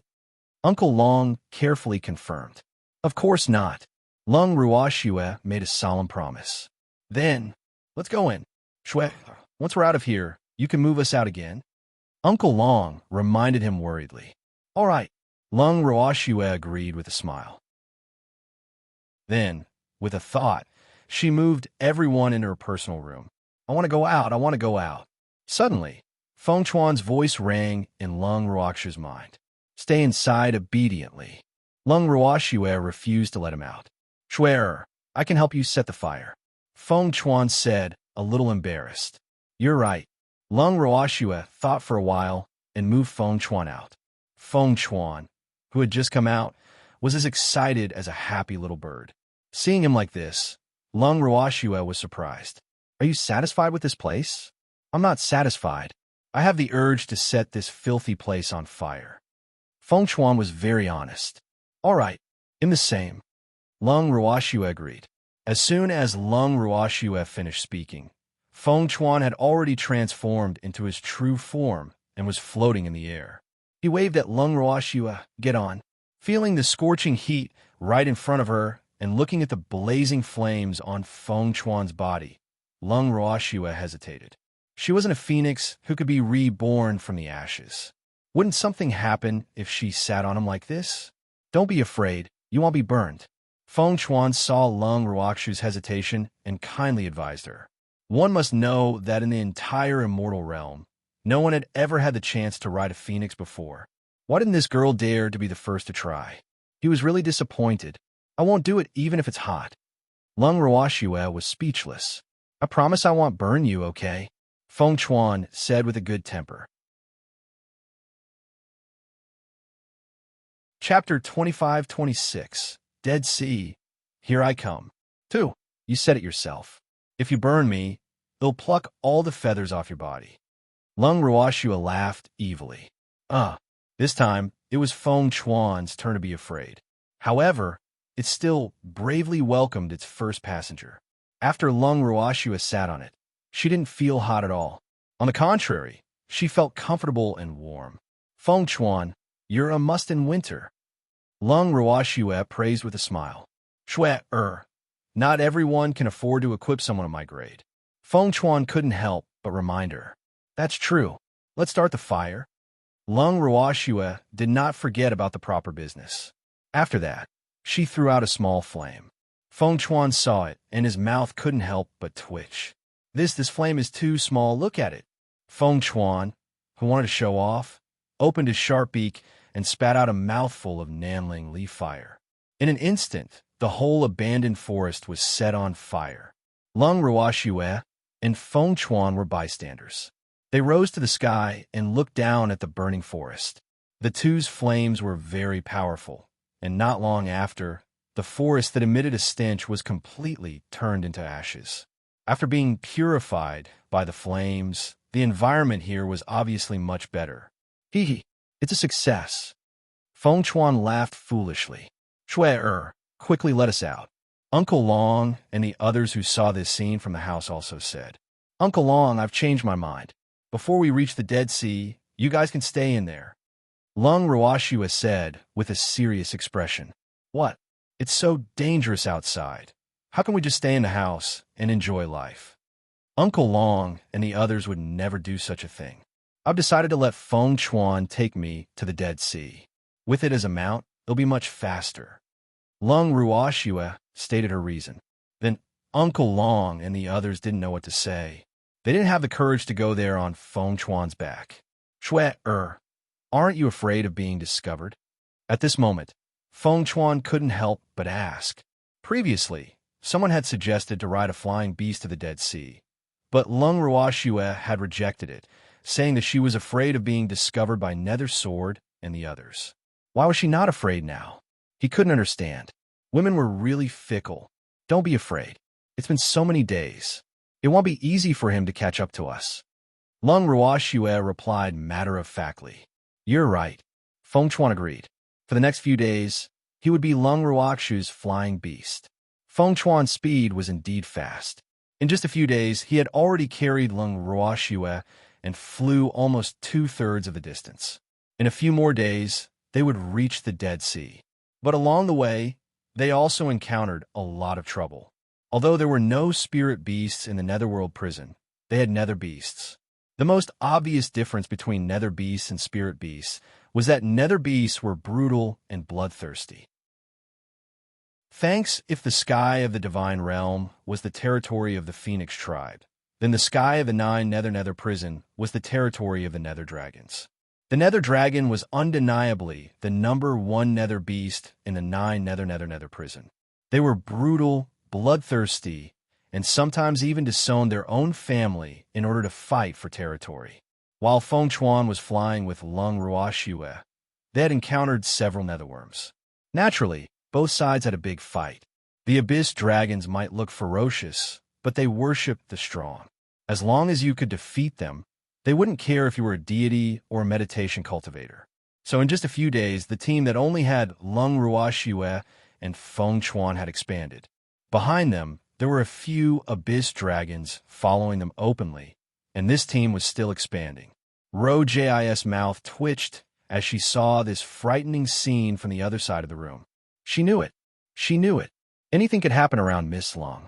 If such a brutal Abyss Dragon had become Lung Ruakshu's follower, it would be easy to reach the Dead Sea safely. Roji was a little bit anxious. However, Uncle Long and the others didn't find it strange, but they were also worried. Sob, the girl had grown up. Did she not need them anymore? Lung Ruashue was completely unaware of their sorrow. At this time, she was busy looking for a place to set up a tent and cook dinner. Of course, the ones who did it were her new underlings. In order to perform well, the netherworms were eager to show their best skills. Although they were the size of small mountains, they were very agile in their work. However, they did not know how to cook. Otherwise, they would have done all the work. After the netherworms had set up their tents and eagerly helped Lung Ruashue start a fire, Lung Ruashue took out some food from her storage ring and slowly began to cook. Soon, the aroma of food filled the air, attracting many nether beasts nearby. However, the aura here was too strong, and no nether beast dared to come over to seek death. When the nether dragons smelled this fragrance, they felt extremely blissful. Woo! Following Boss was indeed the right decision. Following Boss, they could fight, and they could eat. They were filled with happiness as they ate, but Uncle Long and the others in the house were burning with anger. Damn it, these hateful guys actually ate their food. Because Shui had said that in view of the netherworm's huge appetites, the people in the house had to ask her to do it herself. She couldn't afford to do it. Uncle Long and the others were quite sad and angry about Shui Heir's favoritism for the new. They felt even more disappointed, especially after they had been rejected when they had strongly requested to go out and share hardships with Shui. Sob, Shui really didn't need them anymore. Uncle Long and the rest continued to worry. Lung Ruashue, Feng Chuan, and the other Abyss Dragons were having a picnic outside, but they were eating very happily. What fragrant food! Can you share some with me? At this moment, a clear and cold male voice rang out. The Abyss Dragons immediately became alert. This person was so strong. The Abyss Dragons were on high alert. Their huge bodies formed a circle, protecting Lung Ruashue and Feng Chuan. Seeing them like this, Lung Ruashue couldn't help but feel touched. These guys might look black and weren't very good-looking, but their sincere hearts towards her were genuine. The owner of the voice also saw this scene. After a slight surprise, he immediately calmed down. At this moment, Lung Ruashue also raised her head and glanced at the owner of the voice. She was stunned. Why was it him? Ming Ji, Lung Ruoxue said calmly. Miss Lung, it really wasn't easy to find you. Seeing that the other party had recognized him, Minga smiled faintly. You are the only one? Lung Ruoxue asked curiously. She didn't believe that this fellow was the only one who had come after her. Nethersword was a timid and stupid person. After knowing that she had left, he would definitely come to find her. No, we got separated. On the way to the Dead Sea, they had encountered a tornado that was hard to come by in 1,000 years. A few of them had been blown away by the wind. It was quite unbelievable to them, so he didn't want to go into detail, because it was too embarrassing, wasn't it? Chapter 25-27, Dead Sea, Here I Come. 3. Then you're lucky to have met me. Lung Ruoxue remained calm and did not show any signs of guilt at the sight of Mingji. Mingji found this even more unbelievable, but he still maintained his usual smile and echoed, Yup, I think so too. Hearing Mingji's words, Lung Ruoxue couldn't help but narrow her beautiful eyes. She didn't believe that Mingji said that because she had a good temper. On the contrary, she felt that this man was very well hidden. At least, he rarely revealed his emotions to the public. Such a man was often the most dangerous. Let's eat.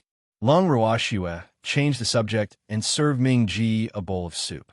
After saying his thanks, Minga drank the soup gracefully and attentively. Obviously, she had exerted her full effort to divide her mind to the extreme. Seeing that the powerful man knew their boss, the nether dragons let down their guard a little and continued eating their food. But from time to time, they would steal glances at Minga, which made her feel like she was sitting on pins and needles. If there had only been one netherworm, he might not have reacted much, but with so many netherworms staring at him at the same time, there was probably no one other than his lord who could remain as calm as before. And today, he had gained a lot of knowledge. At least, this was his first time dining with a netherworm.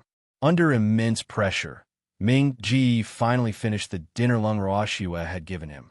Although he looked calm on the surface, he was actually breaking out in a cold sweat.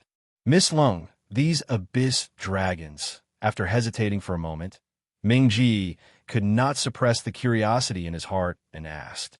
He did not believe that these abyss dragons had captured Lung Ruoxue. She's our boss. Without waiting for Lung Ruoxue to speak, a quick-witted abyss dragon interrupted. This answer was clearly out of Ming's expectations. Since when did the netherworm like to acknowledge a boss? Why didn't he know about it? He had originally thought that these abyss dragons were attracted by Lung Ruoxue's delicious food and had decided to protect her.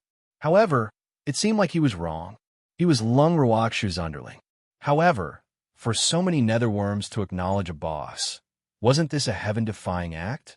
In the entire 9 Nether prison, other than his lord, there was probably no one else who had the ability to make the nether dragons follow him, and not just one, but a group.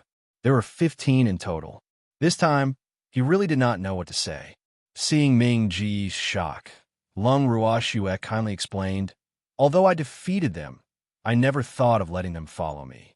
But they refused to leave, so I had no choice. Listening to Lung Ruoxue's explanation, Mingji was filled with grief and anger.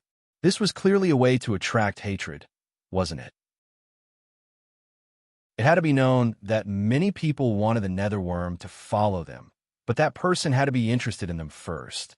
And you've attacked with over 10 of them at once. These netherworms are really despicable. Mingji wanted to look up to the sky and let out a long sigh. When he was young, he had once wanted to capture an abyss dragon as his beast pet. Unfortunately, even though he had defeated the abyss dragon, he was unable to make the abyss dragon acknowledge him as its master. Not only that, the abyss dragon that he had captured had even arrogantly self-destructed. This fact had dealt a heavy blow to him. Now that he saw the dozen or so abyss dragons in front of Lung Ruoxue acting as obedient as kittens, it would be a lie to say that he was not jealous. An abyss dragon, what a powerful combat force. If he had netherworm, his combat power would definitely rise to another level. However, although the netherworm wasn't very intelligent and was bloodthirsty and brutal, it was also very proud and wouldn't easily recognize a master. This fact was quite a pain in the ass for Minga. Lung Ruoxue seemed to have read his mind. She hooked her finger and called Ming Ji to her, as if she was calling a puppy. She asked in a low voice, "You want the netherworm?" Upon hearing this, Ming Ji's eyes lit up, and she secretly praised Lung Ruoxue for being so understanding. He wanted it. What he needed was a beast with thick skin that could fly, defend, and attack. The netherworm was definitely the best all-round beast pet. "Thanks. Then do you know why these netherworms are following me?" Lung Ruoxue asked with a smirk after learning Ming Ji's thoughts. "Why?" Ming Ji asked shamelessly. "Because I didn't like them at all. After I defeated them, I wanted to let them go, but they refused to leave and insisted on following me. So it became what you see." Lung Ruoxue said honestly. What she said was the truth, but in Ming Ji's ears, it sounded like she was showing off. Ming Ji became even more indignant. "Sob." Lung Ruoxue was trying to tell him that the Abyss Dragon was a bitch and had the masochist physique. If he didn't want to leave and insisted on staying, then what was he doing? Wait a minute. From the expression on Lung Ruoxue's face, she didn't seem to be joking. Was she coaxing him to play? Could it be true? Minga was skeptical, but he still made up his mind to give it a try when he had the chance. The netherworms were quite attractive to him. Lung Ruoxue knew that Ming Ji did not fully believe her words, but she did not care. She liked to speak the truth. On the second day of their journey with Ming Ji, they passed by the territory of another Abyss Dragon. In order to protect its territory from being invaded, the Abyss Dragon naturally launched a fierce attack on Lung Ruoxue and the others. Ming Ji wanted to help, but was stopped by Lung Ruoxue. "Watch me. I'll prove it to you with the facts." After Lung Ruoxue finished speaking, she and Feng Chuan went up to the Nether Dragon's challenge. What happened next was, of course, Lung Ruoxue and Feng Chuan joining forces to defeat the Abyss Dragon. After that, it was Lung Ruoxue who wanted to chase the Abyss Dragon away, who knew that the bashful Abyss Dragon would only struggle for a few minutes before it made up its mind to follow Lung Ruoxue. Ming Ji's jaw dropped when he saw this. He had no choice but to believe it, because the Abyss Dragon was just like what Lung Ruoxue had said. It wouldn't leave, even if Lung Ruoxue wanted to. This was too unbelievable. Minga was filled with envy, jealousy, and hatred. However, he had also found a way to subdue the Abyss Dragon. Over the next few days, they encountered many more Abyss Dragons. This time, it was Ming Song who took action. In the end, it was naturally Ming Song who defeated them. Following Lung Ruoxue's example, he ordered his defeated opponents to leave quickly with an arrogant, cold, and disdainful expression. When the Abyss Dragons who had lost to him heard this, they all disappeared without a trace with their tails between their legs without hesitation. This result also left Ming Ji dumbfounded. However, after a few times, he was completely infuriated. "You bastard.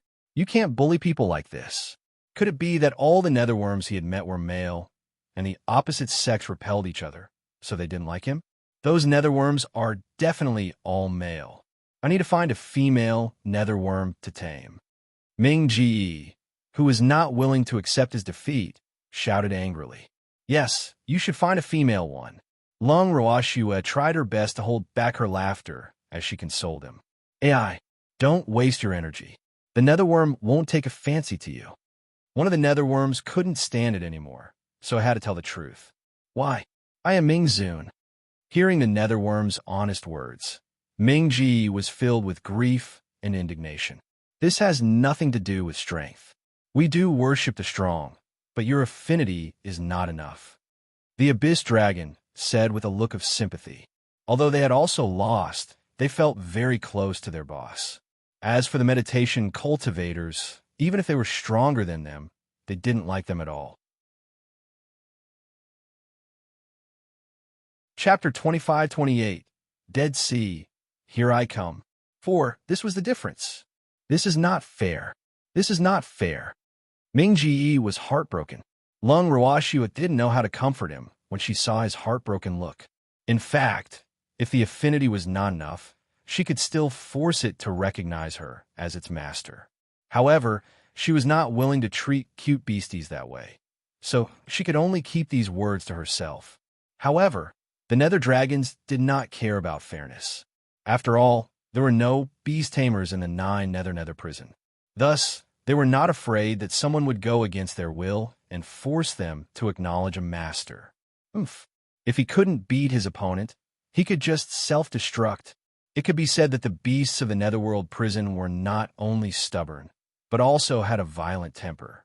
Self-destruction was even easier than eating and sleeping for them. So they didn't think it was a difficult thing. It was because he knew their nature that Ming Ji was even more depressed. For the next few days, he was so depressed that he didn't say a word. This situation continued until the Death Sea. The Dead Sea should be just ahead, Feng Chuan said, looking at the map. Yes. Lung Ruoxue nodded her head. The closer they got to the Dead Sea, the more she could feel the temperature drop. When she saw the gates of the Dead Sea, she could not help but feel a little confused. The Dead Sea?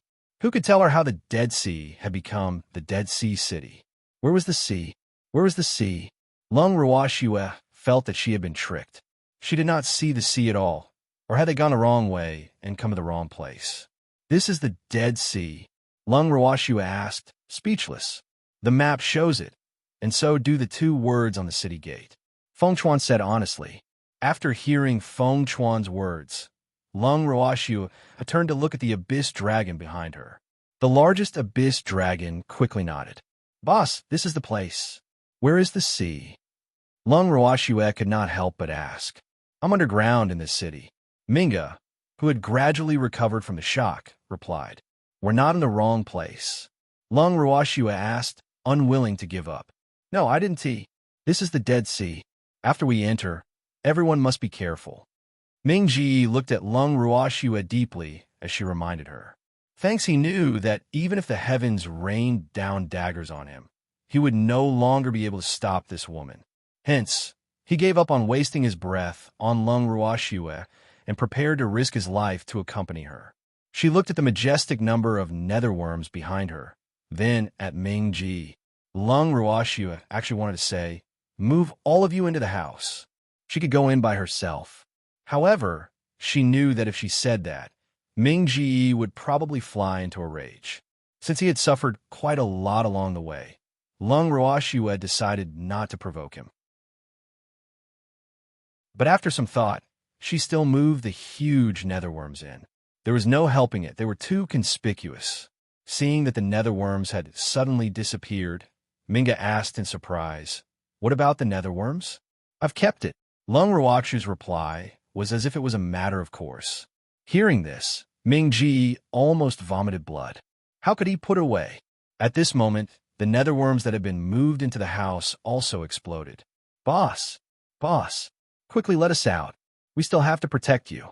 The abyss dragons scurried around the courtyard in a frenzy, their deafening roars causing Uncle Dragon and the others' eardrums to hurt. In the end, Lung Ruoxue ignored their request, while Uncle Dragon and the others could not take it anymore and gave them a good beating. After that, the aggrieved abyss dragons became obedient. Woo, these people are so cruel. They were so scared. Boss, help.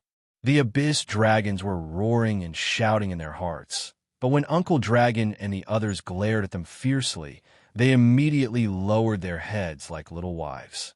Next, it was Uncle Dragon and the others turned to shout loudly, move us out. Uncle Long, be good and stay in the house. It's not suitable for too many people to move around together. Lung Ruoxue's gentle and comforting voice reverberated throughout the courtyard. The moment they heard her words, no matter if it was a human or a beast, all of them were depressed. After settling Uncle Dragon and the netherworms, Lung Ruoxue turned to Ming Ji with a faint smile. Let's go in. All right. Mingo was helpless, but he also knew that the woman in front of him was not as weak as she looked. On the contrary, she was a big beast in the coat of a little white rabbit. Minga had seen this from her previous battle with the netherworms. The Dead Sea, incoming, Lung Ruoxue said excitedly. Then, she ordered Feng Chuan to land, and the 3 of them walked towards the gate of the Dead Sea. When they arrived at the entrance of the Dead Sea City, they paid the entrance fee as per usual. Under the surprised gazes of the city guards, the three of them walked into the Dead Sea City. By the way, what did the guards give us? The moment they entered the city, Lung Rawashua looked at the dark green leaf in her hand and asked curiously. They had paid the entrance fee, yet they had received a leaf. What was going on? This leaf can protect our identity in the Dead Sea City for 3 times. After 3 times, it's up to us whether we live or die.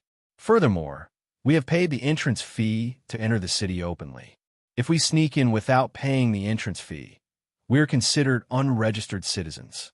Once we are discovered, we will be wanted by the entire Dead Sea City. At that time, anyone will have the right to kill an unregistered citizen. Minga explained. Then Uncle Long and the others won't be able to come out? Lung Rawashua couldn't help but ask. If that really happened, she would feel guilty. Originally, she had planned to let Uncle Long and the others out for some fresh air after they had settled down in the city. Now it seemed that it would be dangerous to let Uncle Long and the others out. Chapter 25-29. The God of Slaughter descends. 1. It's not impossible to come out as long as you are prepared to be hunted down by the entire Dead Sea. Ming Ji said, gloating. Uncle Long and the others in the house naturally heard his words clearly. So as soon as he finished speaking, Uncle Long and the others immediately protested. We're not afraid of being hunted down. We want to get out. I must. We also want it. Boss, let us out. Seeing Uncle Dragon and the others making a ruckus, the netherworms also roared, unwilling to be outdone. The series of roars and shouts caused Lung Ruakshu's eardrums to ring. She had no choice but to cut off the connection with the house. Then, she calmly said, I will consider your opinion. Let's go. Hearing Lung Ruakshu's words, it was Ming Ji's turn to be dumbfounded. All right. He had to admit that he had intentionally not told Lung Ruashua about this before he came in. His motive was to see how Lung Ruashua would react when she heard about this. Would she be afraid or panic? Unfortunately, to his disappointment, the other party was neither afraid nor panicked. Instead, he was still calm. Lung Ruashua was calm, but Ming Ji was not. He regretted his momentary curiosity. If something happened to this little girl in the Dead Sea, how was he going to explain it to his lord? Wouldn't his lord peel off his skin? Even though he had some confidence in protecting this little girl as long as he did not encounter the master of the Dead Sea, based on his understanding of Lung Ruashua, this little girl was definitely not someone who would stay put. If he did not take care of any of them, the consequences would be unimaginable. Seeing Ming Ji's hesitation, Lung Ruashua smiled and said, What? Are you afraid? A provocation. This was definitely a direct provocation. He should be the one who said that, right? Why was it a little girl's turn to ask him? Minga felt as if her self-esteem had been deeply hurt. Boo, this girl looks so weak and fragile. But why is she so uncute? Regret. Minga was filled with regret. Why did he have to meet Lung Ruashua when he was separated from his teammates?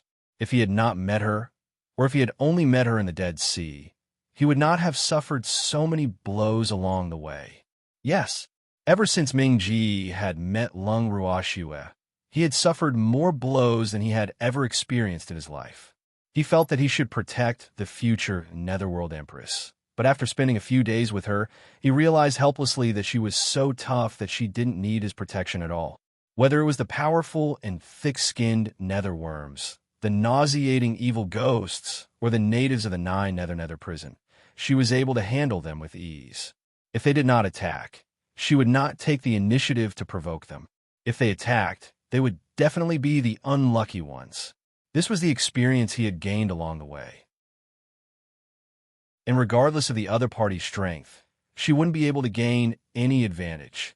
Thinking of Lung Ruakshu's fearsome flames, Ming Ji's little heart could not help but tremble. This little girl was definitely the Chu Qiao of the fierce tigress. He was a wolf in sheep's clothing. When they first heard that this little girl had gone missing, they were extremely worried. They were afraid that she would be in danger. Now that they had been in contact with her for a few days, Ming-ji truly felt that the person they should be worried about should not be Lung Ruoxue, but the unlucky creatures in the ninth nether prison. More importantly, this was the first time he felt that strength really didn't mean everything. Thanks when he thought of this, he forced himself to calm down and said as if nothing had happened, "Yup. If you're afraid, please ask for protection."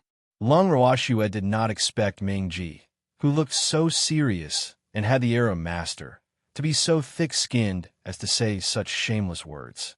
After being stunned for a moment, she revealed a smile that could cause the downfall of a city and a nation and said, "No problem. You'll have meat to eat if you follow me. Then I'll have to ask boss to protect me in the future." In his amazement, Mingus seized the opportunity and did not hold back at all. But then, he couldn't help but remind, "Boss, can you not laugh so flirtatiously? ITLL caused trouble." Flirtatious? Lung Ruoxue almost exploded. She wasn't smiling coquettishly. That was clearly a smile, all right? It was a smile. However, what Ming-ji said was true. While she was talking to Ming-ji, Lung Ruoxue could already feel countless burning gazes on her. "What do we do now?" Lung Ruoxue asked Ming-ji's local tyrant. "It's good to be calm. They want Dare to come and find trouble easily," Ming-ji said confidently. Unfortunately, he had underestimated Lung Ruoxue's ability to attract trouble. As soon as he finished speaking, the two of them were immediately surrounded. They were surrounded by tall and fierce-looking burly men. These people had a terrifying smell of blood on them. One look, and you could tell that they were masters of blood.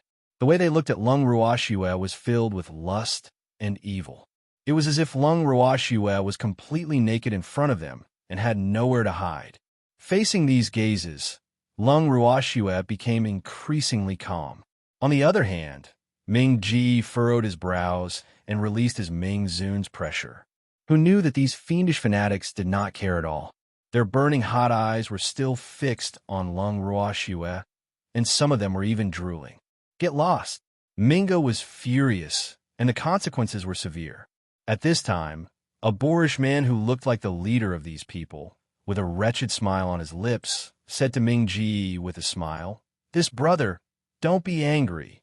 Since we've come to the Dead Sea, we should share our troubles and blessings. If there's a woman, we can play with her too. When you're done playing with her, you can let us play with her too." The slightly ugly man had a good eye. He could tell that Ming's song was more powerful than him, so he naturally did not want to fight her head-on. However, he was not afraid of Ming's song, because in the Dead Sea, strength did not speak for itself. What they looked at was the faction that she belonged to, and the factions here had always been deeply rooted. They were the local tyrants, and as local tyrants, there was no reason for them to be afraid of three new wanderers, especially among the three. Two of them had especially rich spirit chi, so of course they couldn't let them go. After hearing the man's words, Minga almost exploded in anger. These guys were really looking for death. However, he also knew why these people were so arrogant. They were acting this way because the master of the Dead Sea was backing them up. Hence, they did not even care about him, Ming-zun. The furious Ming-ji had intended to teach these people a lesson and at the same time intimidate the others, who knew that before he could do anything, he heard Lung Ruoxue's grinning voice. "Don't wait until he's tired of playing with me. He'll play with you guys now." After hearing this, Mingo was at a loss. Should he sympathize with these guys who had taken the initiative to die? Even though Lung Ruoxue had a smile on her face, he knew that this girl was furious. However, it's good to let her vent her anger. As for me, they'll just wait for help at any time. With this thought in mind, Ming-ji put on the posture of a master, allowing Lung Ruoxue to do whatever she wanted. Chapter 25:30. The God of Slaughter Descends 2.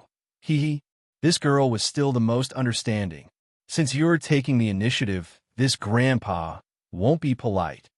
Seeing that Lung Ruoxue was so tactful, the local bully naturally wouldn't reject her. "Can I join too?" Feng Chuan didn't want to be ignored, so he interrupted. All right.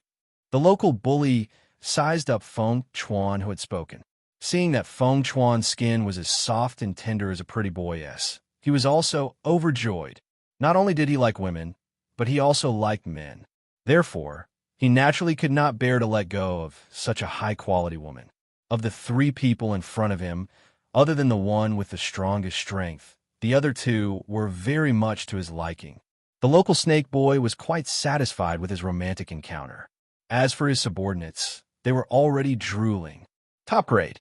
It's really the highest quality. They had been hiding in this godforsaken place, and this place was filled with tough-skinned men. They couldn't find anyone to have fun with even if they wanted to. But now, there were two top-grade forbidden tortoises, and they were cooperating with each other. Of course, they were happy. Boss, quickly bring them to our territory. We'll be robbed if we stay here. Seeing that their boss was completely immersed in the beauty and unable to extricate himself, a man with wretched small eyes reminded him in a low voice. Right. That made sense. Two beauties, quickly come home with me. They'll definitely take good care of you. The local snake boy said happily. He felt that these three people were afraid of his power and completely did not realize that their joy was about to turn into sorrow. Lung Ruashua thought that she could take care of these people here, but when she saw that this disgusting idiot actually dared to bring her home, she nodded in satisfaction and said, Then well, thank you in advance. Lead the way. The snake boy's smile widened when he heard that. Meanwhile, Ming Ji, who had been watching coldly from the side, felt a surge of sympathy for him. This guy had definitely invited a wolf into his house. Great, now that we're in their lair, it'll be easier to deal with them. It was just nice to wipe them out in one go. Unfortunately, not only did the local snake boy not realize the impending danger, he was so beautiful that his tail was about to rise to the sky. He ordered his men to bring the two beauties he had taken a fancy to, as well as Ming Ji, who was a burden to him, back to his lair. Although the force that this local thug belonged to was one of the strongest in the Dead Sea, it was not the strongest. He was afraid that a long delay would bring more trouble. After he brought Lung Ruashue, Feng Chuan, and Ming Ji back, he could not wait to enjoy them first. Of course, his only targets were Lung Ruashue and Feng Chuan. He would never dare to have any ideas about Ming Ji. Seeing that he was going to exclude Ming Ji, Lung Ruashue was not going to let it go. Lung Ruashue deliberately pouted her pink and tender lips and said in a gentle voice, You don't like him? This guy's face is pretty. As soon as Minga heard that it was her, black lines immediately appeared on her forehead. What was this little girl up to? He knew that his looks were passable, but he didn't have any fetishes for men. However, in order to cooperate with Lung Ruashue, he remained expressionless. When the local snake boy heard Lung Ruashue's coquettish tone, his body went limp. He looked at Ming Ji and then caught a glimpse of the disdain in Lung Ruashue's beautiful eyes. His brain heated up, and he said with pride, Then let him stay here to serve you. Serve your ancestors. Hearing the snake boy's words, Minga couldn't help but curse in her heart. However, she still showed no expression on her face. Her behavior was taken as shyness by the snake boy, and his self-confidence swelled in an instant. He knew it. He was such a strong man. How could anyone reject him? The overjoyed local thug hurriedly brought Lung Ruashue and the other two into the room and began to undress impatiently. Thanks, Ugg. Seeing him like this, Feng Chuan really wanted to tell him not to take off his clothes, just come directly. However, Ming Ji's face darkened when he saw the snakeman's actions. He had never thought that someone would actually dare to plot against him. How serious was this guy's sperm problem? When the local snake boy was left with only a piece of cloth, he turned around and asked Lung Ruashue and the other two, Who's going to let me go first? Let's go together. The three of them said in unison. Together? Good. I like the heavy taste. When the snake boy heard this, his eyes flashed with lust, as bright as the sun. It was clear that he liked this idea very, very much. However, before he could enjoy himself enough, Feng Chuan took the lead and kicked the local snake boy who was close to him onto the bed. Feng Chuan's kick was definitely not light, but they didn't hear the local snakeman cry out in pain as they had hoped. Instead, they heard a comfortable. These words instantly caused Lung Ruoxue and the other two's faces to turn black. Feng Chuan jumped onto the bed in anger and started kicking and punching the snake boy. But the harder he kicked, the more excited the snake boy became. Comfortable. It was so comfortable. I didn't expect you to be into this. I really like it. Use more strength. You bastard. Use a little more strength, will you? Feng Chuan was even angrier. He directly spat out a mouthful of Nanling leaf fire, burning the snake man's body. Who knew that by doing this, the snake man's screams became even more perverted? Arg!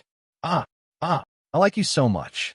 I've decided you'll be my #1 male pet from now on. The local tyrant quickly established Feng Chuan's supreme position as a male pet in the fight with Feng Chuan. Hearing this, Feng Chuan wanted to kneel down. It seemed that he was still too innocent and not suitable to deal with this kind of shameless guy.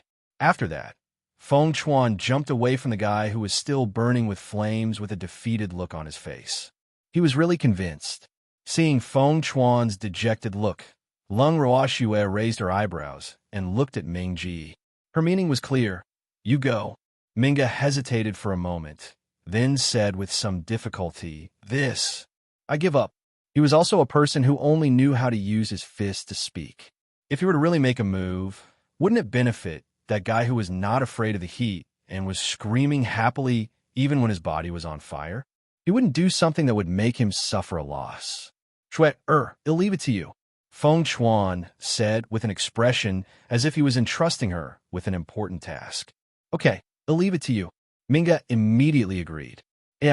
With 2 big men here, you still have to let me, a weak woman, make a move. The world is really degenerating day by day. Why are men so useless? Glancing at the 2 of them, Lung Ruoxue sighed with emotion.